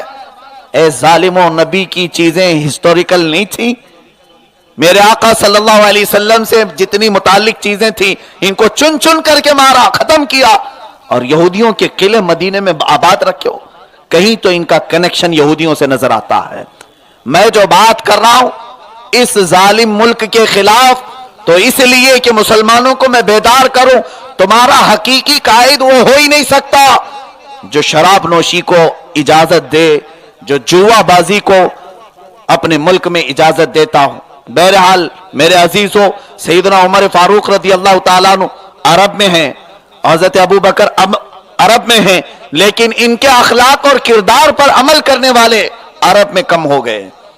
خاص طور پر حکام، عمرہ، سلاطین جو بادشاہ ہیں یا ان کی اولاد ہے، یہ سب اپنی اولاد کو امریکہ پڑھانے کے لیے بھیجتے ہیں. جب وہ پڑھ کر کے واپس آتے ہیں تو ان کو سورہ فاتحہ بھی صحیح نہیں آتی. یہ عرب والوں کے حالات ہیں. قرآن پاک صحیح نہیں پڑھ سکتے، اور انگریزی کے ایسے دل دادا کہ جب کبھی کوئی امریکی پاسپورٹ دکھائے تو اس کے لیے راستہ کھول دو، اور اگر کوئی سیدھا سادہ مسلمان ہندوستانی یا پاکستانی پاسپورٹ دکھائے تو اس کے ساتھ سختی کا معاملہ کریں، اس کی جانچ پڑتال کریں، اسے جیسے فقیروں کو، بھکاریوں کو بٹھایا جائے ایسے بٹھایا جائے. یہ نظام انہوں نے قائم کر رکھا ہے. سیدنا عمر فاروق رضی اللہ تعالیٰ عنہ کا نظام عدل یہ تھا کہ اگر کوئی مسلمان مدینہ طیبہ میں داخل ہو، چاہے وہ کتنا ہی کمزور ہو، حضرت عمر فاروق رضی اللہ تعالیٰ عنہ اپنے بغل میں بٹھاتے. اور حضرت عمر کا مقام کہاں ہے؟ حضرت عمر کا مقام جن کے بارے میں حضور نے فرمایا عمر کی نیکیاں آسمان کے تاروں کے برابر، وہ عمر. لیکن جب حضرت بلال حبشی کو بلاتے تھے، حضرت بلال حبشی غلام تھے، ان کا اپنا پہلے کوئی بہت بڑا ذاتی مصرف نہیں تھا، یا اپنا کوئی اثاثہ نہیں تھا، کوئی نام نہیں تھا، غلامی کی زندگی گزارتے رہے حضرت بلال حبشی، اور آزاد ہو کر مدینے میں آئے. لیکن حضرت عمر اپنے خلیفہ ہونے کے بعد جب بھی حضرت بلال حبشی کو بلاتے تھے تو کیا کہہ کے بلاتے جانتے؟ یوں کہتے، یا سیدنا بلال، اے ہمارے آقا بلال، آئیے تشریف لائیے. حضرت عمر حضرت بلال کو کہتے، اے ہمارے آقا. حضرت بلال جھجک جاتے تھے اور کہتے، امیر المومنین آپ مجھے سیدنا کیوں کہتے ہیں؟ حضرت عمر کہتے، اے بلال، جو میرے نبی کی محبت میں تم نے داغ اپنے جسم پر لیے وہ عمر نے بھی نہیں لیے. جو تکلیف، جو کلفتیں تم نے اپنے جسم پر اٹھائی وہ ہمارے سردار ہونے کے لیے کافی ہے. کبھی حضرت بلال سے کہتے، اپنا جبہ تو ذرا اٹھاؤ، پیٹھ دکھاؤ. حضرت بلال اگر جبہ اٹھاتے، حضرت عمر فاروق وہ داغ دھبوں کو بوسا لیتے تھے جو مکہ والے جلا کر کے حضرت بلال حبشی کی پیٹھ پر لگائے تھے. حضرت عمر یہ کہتے، یہ میرے نبی کی محبت میں لیے ہوئے داغ ہیں، عمر کو بوسے لینے دو. یہ نظام عدل ہے. یہ سیدنا عمر فاروق رضی اللہ تعالیٰ عنہ کے اخلاق ہیں. یہاں سیٹھوں کو جگہ دو، غریبوں کو نہ دو. اصل ہمارا مقصد ہٹ گیا ہے. حضرت عمر فاروق رضی اللہ تعالیٰ عنہ کا نظام تو ایسا تھا کہ مسجد میں ایک دن آئے اور جو مال غنیمت میں کپڑا آیا تھا سب صحابہ کو بانٹ دیا تھا. حضرت عمر بھی جبہ پہن کے آئے، جبہ پورا کا پورا تھا آپ کا.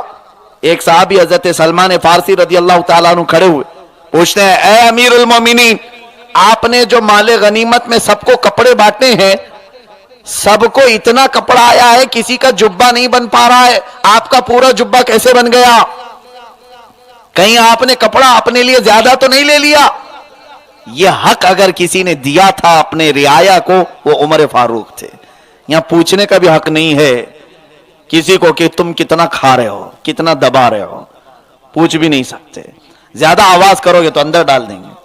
ہمارے پرسنل میٹر پر ڈسکس مت کرو کہ ہمارا ایسے بہت سارے. میڈیا پر پابندی لگا دی گئی, میڈیا کو بولنے سے منع کر دیا گیا ہے. کون کتنے گھپلے کیا ہے حکومت میں رہتے ہوئے وہ سب مت بتاؤ, اپوزیشن کیا کیا کر چکی ہے وہ بتاؤ. خالی ان کی رولنگ پارٹی یا ابھی جو حکومتیں چل رہی, انہوں نے یا تو ان کے منہ میں گھی رکھ دیا یا تو پھر کپڑا ٹھونس دیا کہ میڈیا ان کے خلاف بولنا نہیں چاہتی. یہ نظام عدل ہو سکتا ہے؟ اور پھر حضرت عمر رضی اللہ تعالیٰ عنہ جیسے بہت بلند و بالا شان, ان کی ایک ناخن کے برابر بھی کوئی حکمران نہیں پیش کر سکو گے, نہیں لا سکو گے. چیٹروں کو تو حکمران بنایا جاتا ہے, جو جتنا بڑا گنڈا ہے اتنا بڑا نیتا بنتا ہے. وہ کہاں سے عدل پیش کر سکے گا؟ جو خون چوس کر کے کرسی سجاتا ہو وہ لوگوں کو کیا عدل و انصاف دے سکے گا؟ وہ کیسے؟ اور سارے جھوٹ کی کمائی سے اگر اپنی اقتدار کو حاصل کرتا ہو, نیتیں کب پاک ہو سکتی؟ میرے عزیزو, آج سیاست کے میٹر پر میں بولتا ہوں تو یہ مت سمجھیں کہ میں کسی خاص کو ٹارگٹ کر رہا ہوں, ہرگز نہیں. میری نظر میں کوئی بھی ٹارگٹ نہیں. جو اس پر اترتا ہے وہ اپنے لیے نصیحت سمجھے. ظاہر سی بات ہے, میں اگر کسی کو چور کہوں تو ظاہر سی بات ہے وہی جیسے مشہور ہے چور کی داڑھی میں تنکا. جب یہ کہا جائے, معلوم نہیں آپ کو محاورہ, بادشاہ کے وزیروں میں ایک بار ایسا ہوا کہ چوری پکڑی, چور کہیں کسی نے ایک سونے کا تنکا چوری کیا تھا اور بہت سارے لوگ شک کے دائرے میں آ گئے. بادشاہ کے سامنے سب کو پیش کیا گیا تھا, سب کھڑے تھے, 15 سے 20 لوگ. بادشاہ نے کہا ان کو کیسے پہچانے؟ تو ایک چالاک وزیر, اس کو معلوم تھا کہ چور کہاں چھپایا ہوا ہے. اس نے صرف زور سے یہ کہا چور کی داڑھی میں تنکا, تو جو چور تھا اس نے پہلے اپنی داڑھی پکڑ لی, کہیں گر تو نہیں رہا, دکھ تو نہیں رہا ہے. تو بادشاہ نے سمجھ لیا کہ یہی چور ہے. ہم یہاں جب بھی کبھی کسی کو چور کہیں اور برا لگا تو سمجھ جاؤ سچا چور ہے, پکا چور ہے. نہیں ہے تو آپ کیئرلیس کرو, نگلیکٹ کرو, مجھے نہیں بولا, جو چور ہے اس کو بولا ہے. اسی طرح جو ظالم جن کے متعلق میں کہہ رہا ہوں وہ اگر ظالم ہے تو نصیحت حاصل کر لیں, توبہ کر لیں. عزیزان گرامی, سیدنا عمر فاروق رضی اللہ تعالیٰ عنہ کے نظام عدل اور نظام حکومت کی بہت ساری چیزیں ہیں. بدعات اور خرافات کو بھی آپ نے کیسے دور کیا. آپ کی قوت, اللہ تبارک و تعالیٰ نے کرامت کی بھی قوت آپ کو عطا فرمائی تھی. اس طرح کہ مدینہ طیبہ میں رہ کر دور دراز کے صحابہ کو صرف پکار کر کے آواز دیتے اور مدد کرتے تھے. لوگ یہ کہتے ہیں رسول اللہ کیسے مدد کریں گے؟ ایک صحابی حضرت ساریہ جنگ نہاوند میں تھے, ملک شام سے بھی دور یہ علاقہ ہے نہاوند, جنگ لڑ رہے تھے. جمعہ کا وقت ہے, حضرت عمر مدینہ طیبہ مسجد نبوی میں خطبہ دے رہے تھے.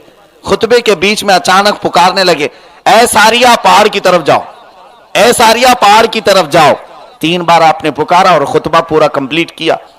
صحابہ جو مدینے میں موجود تھے, امیر المومنین عمر فاروق سے ایسا جملہ اچانک بیچ خطبے میں یہ کہنا, ساریہ تو یہاں ہے نہیں.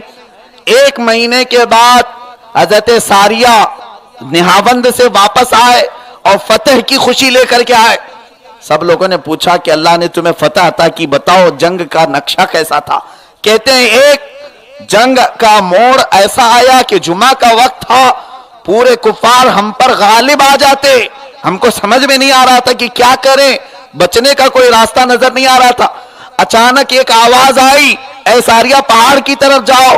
میں اس آواز کو سن کر پہاڑ پر چڑھ گیا اور ہم جیسے ہی اوپر ہوئے اللہ نے ہمیں فتح عطا فرمائی. صحابہ نے کہا, اے ساریہ جانتے ہو یہ آواز امیر المومنین عمر ابن خطاب کی تھی, ہم نے وہ جمعہ بھی ان کے پیچھے پڑھی جس جمعہ کے خطبے میں آپ نے پکارا تھا. نہاوند اور مدینہ کتنا دور ہے معلوم ہے؟ تقریباً 1800 کلومیٹر کا فاصلہ ہے, 2000 کلومیٹر کے قریب کا فاصلہ ہے. کوئی وائرلیس فون بھی اتنا لمبا ڈسٹینس نہیں کور کرتا، اور وہ زمانہ انٹرنیٹ کا بھی نہیں تھا، کوئی اس وقت فون کال کا زمانہ نہیں تھا. تب حضرت عمر اپنی آواز مسجد نبوی کے ممبر سے نہاوند کے میدان تک پہنچا رہے ہیں. یہ نبی کے غلام کا حال ہے تو مصطفیٰ کا حال کیا ہوگا؟ اللہ کے حبیب صلی اللہ علیہ وسلم کے دربار گوہربار میں پلنے والے ایک شاگرد مدینے سے اپنی آواز نہاوند تک پہنچا سکتے ہیں تو میرے آقا اپنی آواز ہندوستان تک کیوں نہیں پہنچا سکتے؟ اور ہماری آوازیں سن بھی سکتے ہیں. دور و نزدیک کے سننے والے وہ کان لالے کرامت پہ لاکھوں سلام. سیدنا عمر فاروق رضی اللہ تعالیٰ عنہ کی قوت، یہ ایمان اور یقین یہ بھی تھا کہ جب مصر فتح ہوا تو وہاں ایک بری رسم تھی، بہت بری رسم، اور ایسی رسم کہ دریائے نیل ہر سال سوکھ جاتا تھا. جو دریائے نیل ہے اس کا پانی سوکھ جاتا تھا، اور مصر والے کیا کرتے تھے، ایک 16 سال کی خوبصورت نوجوان لڑکی کو دلہن بناتے، پورے شہر میں گھما کر لا کر اسے ذبح کر دیتے، بلی چڑھاتے تھے. جیسے جوتش لوگ کبھی کبھار بلی مانگتے ہیں خزانہ نکالنے کے لیے، اور کچھ لوگ ایسی بکواس خرافات میں چلے جاتے ہیں خزانے کے چکر میں، کیا کیا ذبح کروا دیتے ہیں. یہ جوتشوں پر کبھی یقین مت کرنا. یہ پاگل لوگ اگر تمہیں خزانہ دلا سکتے ہیں تو خود کیوں نہیں نکال سکتے؟ خود خزانے کیوں نہیں نکال لیتے اور تھوڑا تھوڑا سا بانٹ دیتے؟ ایسا نہیں ہے، یہ بیوقوف بنانے والے خزانے ہوتے. اور ایسے برے رسم و رواج پر مسلمان کو کبھی یقین نہیں کرنا چاہیے. تمہارا ایمان بہت مضبوط ہو. تو وہ مصر والے اس رسم پر عمل کرتے تھے کہ جیسی ایک 16 سال کی لڑکی کو سال میں ایک بار ذبح کر کے اس کا خون دریائے نیل میں بہاتے تھے تو دریا کا پانی پھر سے اوپر آ جاتا تھا. ہر سال یہ ہوتا تھا کہ ایک لڑکی کو ذبح کرتے تھے، اور وہ قرآن اندازی کے ذریعے ایک لڑکی حاصل کرتے تھے کہ کون سی لڑکی کو اس سال ذبح کرنا ہے. وہ قرآن اندازی میں ایک بیچاری بلی بن جاتی تھی. ایسا کئی سالوں سے چل رہا تھا. دریائے نیل سوکھتا بھی تھا اور پانی چڑھتا بھی تھا. حیرت کی بات، لوگ یہاں سوال کر سکتے ہیں، آپ کہہ رہے ہیں یہ رسم اگر غلط ہے تو وہ دریا کیوں سوکھتا اور چڑھتا تھا؟ میں اس کی بھی وجہ بتاتا ہوں. یہ سب شیطانی کام، شیطان عقیدے بدلنے کے لیے ایسے سارے کام کر کے دکھاتا ہے. بہت سارے یہاں پر بھی لوگوں کے اندر جس کو انت وشواس کہتے ہیں، یعنی اندھا یقین، ایسے بہت سارے جگہوں کے بارے میں عقیدہ لے کر بیٹھے. ارے وہ پتھر کے پاس جاتے نا، وہ جان مانگتا ہے، وہ ندی جان مانگتی ہے. ہاں، کئی جگہ کے متعلق ہم نے سنا ہے کہ سال میں ایک مرتبہ وہ جان مانگتی ہے. کیوں جان مانگتی ہے؟ کہ یہ ساری چیزیں کھانے پینے کی قابل چیزیں نہیں ہیں، اور اللہ تبارک و تعالیٰ نے ایسا کوئی نظام نہیں بنایا کہ یہ چیزیں بھی انسانوں کو کھاتی ہوں. ایسا نہیں ہے. میرے عزیزو، اس برے خیالات سے پاک ہو جاؤ. مصر والے اس بری رسم کے قائل تھے اور کاٹ کر کے بیچاری لڑکی کو ڈالتے، پانی اوپر آتا تھا. شیطان کروا دیتا ہے. تو حضرت عمرو بن عاص رضی اللہ تعالیٰ عنہ یہ وہاں کے گورنر بنائے گئے. مصر فتح ہونے کے بعد انہوں نے لیٹر لکھ کر کے بھیجا حضرت عمر فاروق اور پوچھا کیا کرنا چاہیے. دریائے نیل سوکھ جاتا ہے اور یہاں ایک رسم ہے، اور میں نے خود اپنی آنکھوں سے دیکھا دریا سوکھا ہوا ہے اور لڑکی کا خون ڈالنے کے بعد پانی اوپر آ رہا ہے. کیا کرنا چاہیے؟ حضرت عمر نے کیا کیا؟ کہا کہ یہ تو غلط رسم ہے، اسلام میں ہو ہی نہیں سکتی. ایک لیٹر آپ نے خود بھی لکھا حضرت عمر نے، حضرت عمرو بن عاص گورنر مصر کے نام پر، ان کو لکھا کہ تم اس بری رسم کے خلاف لوگوں کو اٹھاؤ، کہو کہ یہ بری رسم حرام ہے، ناجائز. اور پھر ایک دوسرا خط دریائے نیل کے نام پر لکھا. دریائے نیل کے نام. دریائے نیل کوئی جاندار چیز ہے؟ خط پڑھنے والا ہے؟ دریا کے نام پر خط لکھتے ہیں حضرت عمر. کیا ہے دریائے نیل؟ یہ خط عمر ابن خطاب کی طرف سے نیل کی طرف، اور میٹر میں یہ لکھا تھا بسم اللہ الرحمن الرحیم. اے دریائے نیل، اگر تو اپنی مرضی سے بہتا ہے تو تیرے پانی کی ہمیں کوئی ضرورت نہیں، اور اگر اللہ کے حکم سے بہتا ہے تو اللہ کا بندہ اور رسول کا خلیفہ حکم دیتا ہے بہ جا. بس اتنا ہی لکھا اور بھیجا. ایک خط حضرت عمرو بن عاص کو گورنر کے نام اور دوسرا خط دریائے نیل کے نام، اور یہ کہہ کر کے بھیجا یہ نیل کا جو خط ہے وہ نیل میں ڈال دینا۔ جب یہ دونوں خط پہنچے، حضرت عمرو بن عاص اپنا خط پڑھ کر کے دریائے نیل کا جو خط ہے وہ لے کر کے آئے اور دریائے نیل کو مخاطب کر کے کہا، اے دریائے نیل، تجھے خط آیا ہے عمر فاروق کا، امیر المومنین کا خط آیا ہے۔ یہ کہہ کر کے دریا میں ڈالا ہی تھا کہ 16 گز اوپر پانی آ گیا، 16 گز پانی اوپر چڑھ گیا، اور مصر والوں نے جب یہ کرامت دیکھی تب اپنے برے رسم اور بری عادت سے توبہ کیا۔ یہ رسول پاک صلی اللہ علیہ وسلم کے غلام ہیں جن کے اندر یہ قوت و طاقت ہے، الحمدللہ، جس کو سچ کہا ہے، دشت تو دشت ہے دریا بھی نہ چھوڑے ہم نے، بحر ظلمات میں دوڑا دیے گھوڑے ہم نے۔ یہاں پر رسول پاک کے غلاموں کے لیے کائنات کی کوئی چیز معنی نہیں رکھتی، اس لیے کہ ان کا عقیدہ ہے جو نبی کا ہو جائے گا کائنات پوری اس کی ہو جائے گی، وہ جسے آرڈر دے دے وہ کرنا ہی ہے، اس نے عمل کرنا ہی ہے۔ اس لیے حضرت عمر نے یہ حق جتاتے ہوئے کہا، اے دریائے نیل، اگر تو اپنی مرضی سے بہتا ہے تو ہمیں ضرورت نہیں، اور اگر اللہ کے حکم سے بہتا ہے تو اللہ کا بندہ اور رسول کا خلیفہ تجھے آرڈر دیتا، حکم دیتا ہے کہ بہ جا۔ دریائے نیل بہنے لگا۔ یہ جب ان کے غلاموں کا حال ہے کہ وہ دریا کو کہہ دیں تو بہنے لگ جائے، میرے مصطفیٰ کریم صلی اللہ علیہ وسلم کے زبان مبارک کی تاثیر کیا ہوگی؟ میرے عزیزو، سیدنا عمر فاروق رضی اللہ تعالیٰ عنہ نے ان برے رسم اور رواجوں کو اپنی کرامتوں سے ختم فرمایا۔ آج بھی میں آپ سب کو اس بات کی تعلیم دینا چاہتا ہوں، تنبیہ کرنا چاہتا ہوں، برے رسم و رواج اگر اپنے گھروں میں پنپ رہے، نکال پھینکو۔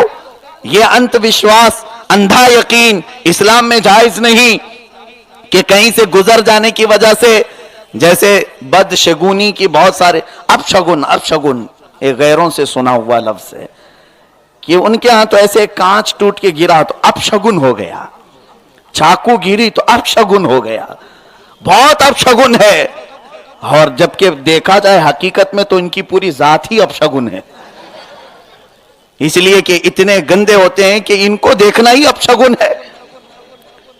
سارے کاموں کو اپشگن کہنا یہ غلط بات ہے۔ یہاں کپ اگر کانچ کا ٹوٹ گیا تو اپشگن ہو گیا، اور تمہارا پورا دل ٹوٹا ہوا ہے اپشگن نہیں، تم پورے بہکے ہوئے ہو اپشگن نہیں۔ یہ تمام چیزیں اپنے دل سے، خیالات سے نکالو۔ اسلام میں کوئی شگن اپشگن نہیں ہوتا، ساری چیزیں ہمارے عمل سے ہوتی ہیں۔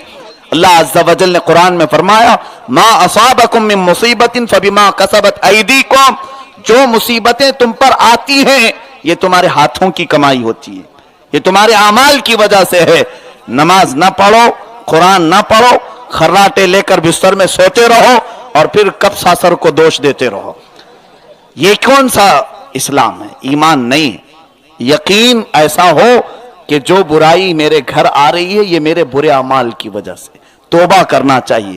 ان سب لوگوں نے یہ جو عقیدہ بنایا ہے شیطان ان کے دماغ میں ڈال کر کے رکھا ہے، کیونکہ ان کو کبھی سدھرنے نہیں دیتا، کبھی سنورنے نہیں دیتا، کیونکہ یہ سارے برے، روزی بند ہو گئی تو سب سے پہلے شیطان ان کے دماغ میں ڈالتا ہے کون کرایا ہوگا، وہ اسی کی طرف توجہ میں لگ جاتے ہیں، کبھی اپنے عمل کی طرف دیکھتے ہی نہیں۔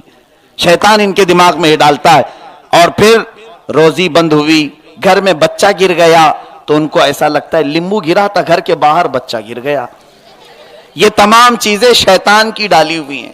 مسلمانوں، تمہارے دماغ میں یہ نہیں آنا چاہیے میرے گھر میں یہ چیز آئی تھی، وہ چیز آئی، اس کی وجہ سے ہو رہا ہوگا، بلکہ سب سے پہلی چیز یہ سوچو کہ آج میں نے فجر کی نماز قضا کی، پتہ نہیں کتنی مصیبتیں آئیں گی، کیونکہ میرے آقا نے فرمایا ہے جو فجر کی نماز کو ضائع کیا اس نے مصیبتوں کو دعوت دی، اور جو فجر کی نماز پڑھ لیا شام تک وہ مصیبتوں سے محفوظ ہو گیا۔ اللہ تعالیٰ اس کے پیچھے 2 فرشتے چھوڑ دیتا ہے جو اس کے اوپر آنے والی بری چیزوں کو روکتے ہیں۔ یہ کیوں نہیں فکر کرتے؟ شیطان فکر نہیں کرانے دیتا، سوچنے نہیں دیتا۔ قرآن نہیں پڑھا، کبھی نہیں پڑھا، ہاتھ بھی نہیں لگایا، لیکن اگر گھر میں کوئی کمزوری آئی تو کسی دوسرے پر الزام لگایا، پڑوسی کی نظر لگی ہوگی، اس کی نظر لگی ہوگی، بہت ساروں کی نظر لگتی ہے، جبکہ خود کی نظر کتنی گندی رہتی ہے، اپنی خود کی نظر کتنی گندی ہوتی ہے۔ عزیزان گرامی، اپنی طرف توجہ کریں، مولا سیدنا عمر فاروق رضی اللہ تعالیٰ عنہ نے ان برے رسم و رواج کو اپنی کرامتوں سے ختم فرمایا تھا. ختم فرمایا اس طور پر کہ مسلمان وہ ہے جس کا عقیدہ اللہ اور اس کے رسول کے اوپر کامل ہونا چاہیے, یقین کے ساتھ عمل کرے, اور اس کے بعد دیکھے رب تبارک و تعالیٰ کیسے تمہارے اندر تبدیلی نہیں لائے گا. آخری باتوں کی طرف میں آتا ہوں کہ آج ہمیں مولا سیدنا عمر فاروق رضی اللہ تعالیٰ عنہ کی جرت اور ان کے دلیرانہ نظام کی ضرورت ہے. اشداء علی الکفار, جو ان کا منصب تھا, جو ان کا وصف تھا, جو ان کی عادت تھی, وہ لاؤ کہ اللہ کے دشمنوں کے ساتھ سخت ہو جاؤ, رسول کے دشمنوں کے ساتھ سخت ہو جاؤ.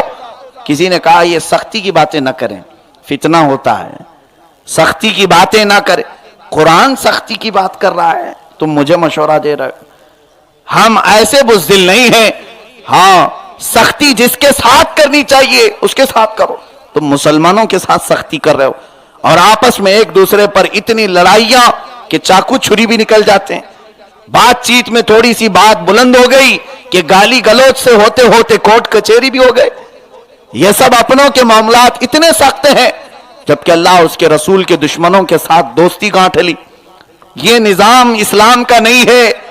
جانتے ہو سختی کی بات, کچھ لوگ کہتے ہیں بہت سخت جملے نہیں کہنا چاہیے. حضرت عمر جیسے جملے تو میں نے ابھی کہا ہی نہیں. حضرت عمر کے جملے آپ کو سناؤ, دشمن رسول کے ساتھ کیا کرتے تھے. ایک شخص عمیر بن وہب, یہ حضور صلی اللہ علیہ وسلم کا دشمن, صفوان بن امیہ, یہ دونوں حضور کے دشمن مکہ میں. ان دونوں کے, عمیر بن وہب کا بیٹا جنگ بدر میں قیدی ہو گیا اور صفوان بن امیہ کا باپ قتل ہو گیا. دونوں تو جلیں گے ہی اب حضور سے. مکہ میں بیٹھ کر کے دونوں کڑ رہے تھے محمد کے ساتھ, بدلہ کیسے لیں, بدلہ کیسے لیں. عمیر بن وہب غریب آدمی اور صفوان بن امیہ پیسے والا. صفوان نے بلایا عمیر کو حتیم کعبہ میں, کعبہ سے لگ کر جو دیوار ہے وہاں بیٹھ کر کے راز میں بولتا ہے, اے عمیر, میں تیرے قرضے سارے چکا دوں گا, تیرے گھر کا راشن پانی پورا دوں گا, تو ایک تلوار لے لے, اس میں زہر لگا کر مدینے جا اپنے بیٹے کی خیر خبر لینے کی نیت سے, کیونکہ اس کا بیٹا حضور کے پاس قیدی تھا عمیر بن وہب کا. صفوان اسے کہتا ہے کہ جا اس بہانے سے تلوار لے اور محمد کا کام پورا کر کے آ جا, اور تیرا منہ مانگا انعام میں دوں گا. عمیر بن وہب جنگ بدر میں بھی کافروں کے ساتھ لڑ چکا. دونوں کی بات طے ہو گئی, یہ مدینے نکلا. عمیر بن وہب تلوار زہر میں بجھا کر جب مدینے آئے, حضور صلی اللہ علیہ وسلم مسجد نبوی میں تھے, دروازے پر 4-5 صحابہ کے ساتھ حضرت عمر کھڑے تھے. حضرت عمر باہر ہی کھڑے تھے. جیسی حضرت عمر کی نگاہ عمیر بن وہب پر پڑی, آپ نے پہلا جملہ کیا کہا, خذو ھذا الکلب, پکڑو اس کتے کو. یہ لفظ عربی میں حدیث میں ہے. کیا فرمایا, پکڑو اس کتے کو. یہ حضرت عمر کی زبان بول رہا ہوں, جن کو قرآن تعریف کر رہا ہے. لوگ ہم کو سخت زبان والا کہتے ہیں. پکڑو اس کتے کو, اور پکڑنے کا کہا, اور خود اپنا رومال گول کیا اور اس کی گردن میں لپیٹ کر کے کھینچا اس کو. ادھر آ, کیوں آیا ہے؟ جنگ بدر میں تو سامنے سے لڑنے آیا تھا, ابھی کیوں آیا ہے؟ کہا کچھ نہیں, میرے بیٹے کی خیر خیریت معلوم کرنے آیا ہوں, بیٹا قیدی ہے تمہارے پاس. حضرت عمر کو یقین نہیں ہوا یہ جو بول رہا ہے, یہی کام ختم کر دیتے, لیکن سوچا کہ پہلے حضور سے پوچھ لوں اس کا کیا کرنا ہے. 2 صحابہ کو وہ گمچھا پکڑا کر کے اندر گئے, اس کو اندر مت بھیجنا. حضور سے پوچھنے کے لیے آئے, آقا وہ عمیر بن وہب آیا ہے جو جنگ بدر میں لڑنے کے لیے ہمارے ساتھ آیا تھا, سب کو ابھارتا تھا, اور مجھے اس کی نیت اچھی نہیں لگ رہی. حضور نے فرمایا عمر اس کو لے آؤ, اندر لے آؤ. حضرت عمر اس کی گردن میں ویسی ہی یہ گمچھا ڈال کر کھینچتے ہوئے لے آئے, اندر لیا. گستاخ رسول کے ساتھ معاملہ اگر ایسا کوئی کرتا ہے تو وہ عمر ابن خطاب ہی ہیں. کھینچتے ہوئے لائے, اور حضرت عمر نے جب یہ معاملہ کیا, حضور نے فرمایا چھوڑو اس کو, پوچھتا ہوں. حضور نے پوچھا کیوں آئے ہو عمر؟ کہا کچھ نہیں, میرے بیٹے کی خیر خیریت پوچھنے آیا. حضور نے فرمایا نہیں, سچ بولو کیوں آئے ہو؟ کہا کچھ نہیں, بیٹے کی خیر خیریت. پھر آپ نے کہا پھر تلوار کیوں لے کے آئے ہو ساتھ میں؟ خیر خیریت پوچھنے کے لیے کوئی تلوار لے کے آتا ہے؟ حضور نے جب یہ بات فرمائی تو اس نے اور بہانہ کیا, ارے تلوار کا کیا ہونا ہے, سفر میں لے کے چلتا ہوں. دیکھا نہیں آپ نے جنگ بدر میں بھی تو تلوار ہمارے ساتھ تھی, لیکن آپ کا کچھ ہم بگاڑ نہیں سکے. ایسی ایسی باتیں بنانے لگا. یہ چاپلوسی کرنے لگا. حضور نے فرمایا چپ رہو, وہ بات بولو جو حتیم کعبہ میں صفوان کے ساتھ تم کر کے آئے. حضور پاک نے یہ بیان کیا, تلوار ہاتھ سے چھوٹ گئی. عمیر بن وہب کی تلوار ہاتھ سے چھوٹ گئی, کانپنے لگا اور کچھ نہیں کہا اشہد ان لا الہ الا اللہ واشہد ان محمدن رسول اللہ. کہتے ہیں اب وہ عمیر عام آدمی نہیں, اب صحابی رسول ہو گئے. ان کا کہنا یہ ہے کہ اتنے راز میں بات ہوئی تھی حتیم کعبہ میں میری اور صفوان کی, اور یہاں مدینے میں بیٹھ کر کے آقا نے وہ ہمیں خبر دے دی. اور یہ عقیدہ صحابہ کا تھا. یہاں کے کچھ ایسے لوگ بھی ہیں جو کہتے ہیں پیٹ پیچھے کا علم نہیں, دیوار پیچھے کا علم نہیں. عزیزان گرامی, حضرت عمر اس کے بعد عمیر بن وہب کو گلے لگاتے ہیں اور باہر لے آتے ہیں. صحابہ کو کہتے ہیں تھوڑی دیر پہلے میں اس کے گلے میں گمچھا ڈالا, کتا بولا اس کو, پکڑو اس کتے کو. سنو کفارہ کیسے ادا کرتے. واللہ انی لخنزیر احب الی من والآن احب الی من بعد ولدی. کتا کہا تھا میں نے اس کو صرف, لیکن سنو اے صحابہ, تھوڑی دیر پہلے مجھے اس سے بھی اچھا خنزیر لگتا تھا. یہ خنزیر سے بھی گیا گزرا تھا اس لیے کہ دشمن رسول. لیکن اب عمر علل اعلان یہ کہتا ہے اب میرے نزدیک عمر میرے اپنے بیٹے سے بھی زیادہ محبوب ہے, اس لیے کہ کلمہ پڑھ چکا ہے, رسول کا دیوانہ ہو گیا ہے. یہ سیدنا عمر فاروق کا نظام تھا جس کو یوں کہا گیا ہے کہ جو ان کا ہو گیا وہ ہمارا ہے, اور جو میرے نبی سے ناشنا ہے اس سے ہمارا کوئی تعلق نہیں ہے. یہی نظام صحابہ نے ہمیں سکھایا. اے مسلمانوں, آپ سب اسی نظام پر چلو کہ جو اللہ کے نبی کی عزت کرتا ہے, جو ان کی عظمت کا قائل ہے, وہ ہمارا سگا بھائی ہے. اور جس کے دل میں کڑن ہے, جلن ہے, بغض ہے, وہ چاہے ہمارا باپ ہو, چاہے ہمارا بھائی ہو, چاہے ہمارا کیسا عزیز رشتہ دار ہو, دودھ میں سے مکھی کو نکال کے جیسے پھینکتے پھینک دو, اس لیے کہ ان کا ہمارا کوئی تعلق نہیں. ہمارے جو رشتے ہیں وہ رسول پاک صلی اللہ علیہ وسلم کی محبت سے قائم ہیں. ہمارے جو رشتے ہیں نبی کونین صلی اللہ علیہ وسلم کی عظمت سے قائم ہیں, اور جو ان کا نہیں وہ ہمارا نہیں, اور جو ان کا ہے وہ چاہے دنیا کے کسی بھی کونے میں بسنے والا ہو, وہ ہمارا اپنا سگا بھائی کے برابر ہے. اللہ تعالی نظام عدل اور نظام خلافت سیدنا عمر فاروق کی چند جھلکیاں اس زمانے میں ہمیں عطا فرمائے. برے رسم و رواج سے ہم سب کی حفاظت فرمائے. مولا کریم ہم سب مسلمانوں پر امن و امان کی بارشیں فرمائے. قدیر و جبار خدا احکم الحاکمین مولا ہم سب کو وہ دور پھر سے عطا فرما جس میں کفار و مشرکین کا دو بدو ہم مقابلہ کریں, اور اسلام و سنیت کا بول بالا ہو, کفر و شرک کا منہ کالا ہو. رب تبارک و تعالی اسلام و سنیت کو پھر سے عزت و وقار نصیب فرما. وصلی اللہ تعالی علی خیر خلقہ محمد وآلہ واصحابہ اجمعین. حضرات گرامی, آج بحمدہ تعالی آپ جس جگہ بیٹھے ہوئے ہیں ایسا لگ نہیں رہا ہے کہ مسجد کی چھت پر بیٹھے ہوئے. الحمدللہ اتنا سجایا گیا ہے. یہ ریاض الجنہ دیکھ رہے ہیں آپ, نام پڑھنے میں آ رہا ہے, پڑھ لیتے ہیں. ریاض الجنہ جس کا مطلب ہوتا ہے جنت کا باغیچہ. ریاض الجنہ کا مطلب کیا ہے؟ جنت کا باغیچہ. اور ریاض الجنہ, اصلی ریاض الجنہ جو ہے وہ مسجد نبوی میں ہے. حضور صلی اللہ علیہ وسلم کے روضے اور حضور کے ممبر کے بیچ کی جو جگہ ہے اس کو ریاض الجنہ کہا جاتا ہے. حضور نے فرمایا ما بین بیتی و ممبری روضۃ من ریاض الجنہ, میرے گھر اور ممبر کے بیچ کی جو جگہ ہے وہ جنت کے باغیچوں میں سے ایک باغیچہ ہے. اور کل قیامت کے دن اگر اللہ تعالی ہمیں نبی کے صدقے جنت عطا کرے گا, اور انشاءاللہ ضرور عطا کرے گا, ہم دیکھیں گے مسجد نبوی میں جو جنتی کیاری ہے, جو جنت کا باغیچہ ہے, وہاں پر نماز بھی پڑھتے ہیں, صفیں لگیں, وہ حصہ اٹھا کر کے جنت میں رکھا جائے گا. جنت کا ایک ٹکڑا مدینے میں آلریڈی پہلے سے ہے. اسی لیے تو کہا گیا ہے جنت میں سب کچھ ہے, مدینہ نہیں, لیکن مدینے میں جنت بھی ہے. الحمدللہ اس ریاض الجنہ کے نام کی نسبت سے اس مسجد کی چھت پر دارالعلوم ریاض الجنہ مدینہ, یہاں پر مدینہ مسجد نیچے ہے. الحمدللہ مدینے کے ارکان وہاں پر ادا کرنے کی کوشش کی جا رہے ہیں. تو جب مدینہ پورا نیچے ہے تو ہم نے سوچا کہ مدینے کے اندر جو ریاض الجنہ ہے وہ چھت پر آ جائے. تو جامعہ ریاض الجنہ دارالعلوم آ گئے. اور آپ کو معلوم ہے مسجد کس کا گھر ہے؟ سب کو معلوم ہے مسجد اللہ کا گھر ہے، اور مدرسہ جس میں طالب علم پڑھتے ہیں دارالعلوم وہ رسول اللہ کا گھر ہوتا ہے۔ کس کا؟ اب یہ کتنا بہترین کمبینیشن پاک سائٹ والوں کو ملا ہے، نیچے اللہ کا گھر ہے، اوپر رسول اللہ کا گھر ہے، دونوں گھر موجود ہیں، بس ان دونوں گھروں کو آگے لے کر کے چلنا اب آپ سب کی ذمہ داری ہے۔ یہ نہیں کہ یہاں پر انتظامیہ نے بنا کر کے چھوڑ دیا ہے، اب اس کو دیکھتے رہیں اور خالی کیمرے سے فوٹو نکالیں اور چلے جائیں۔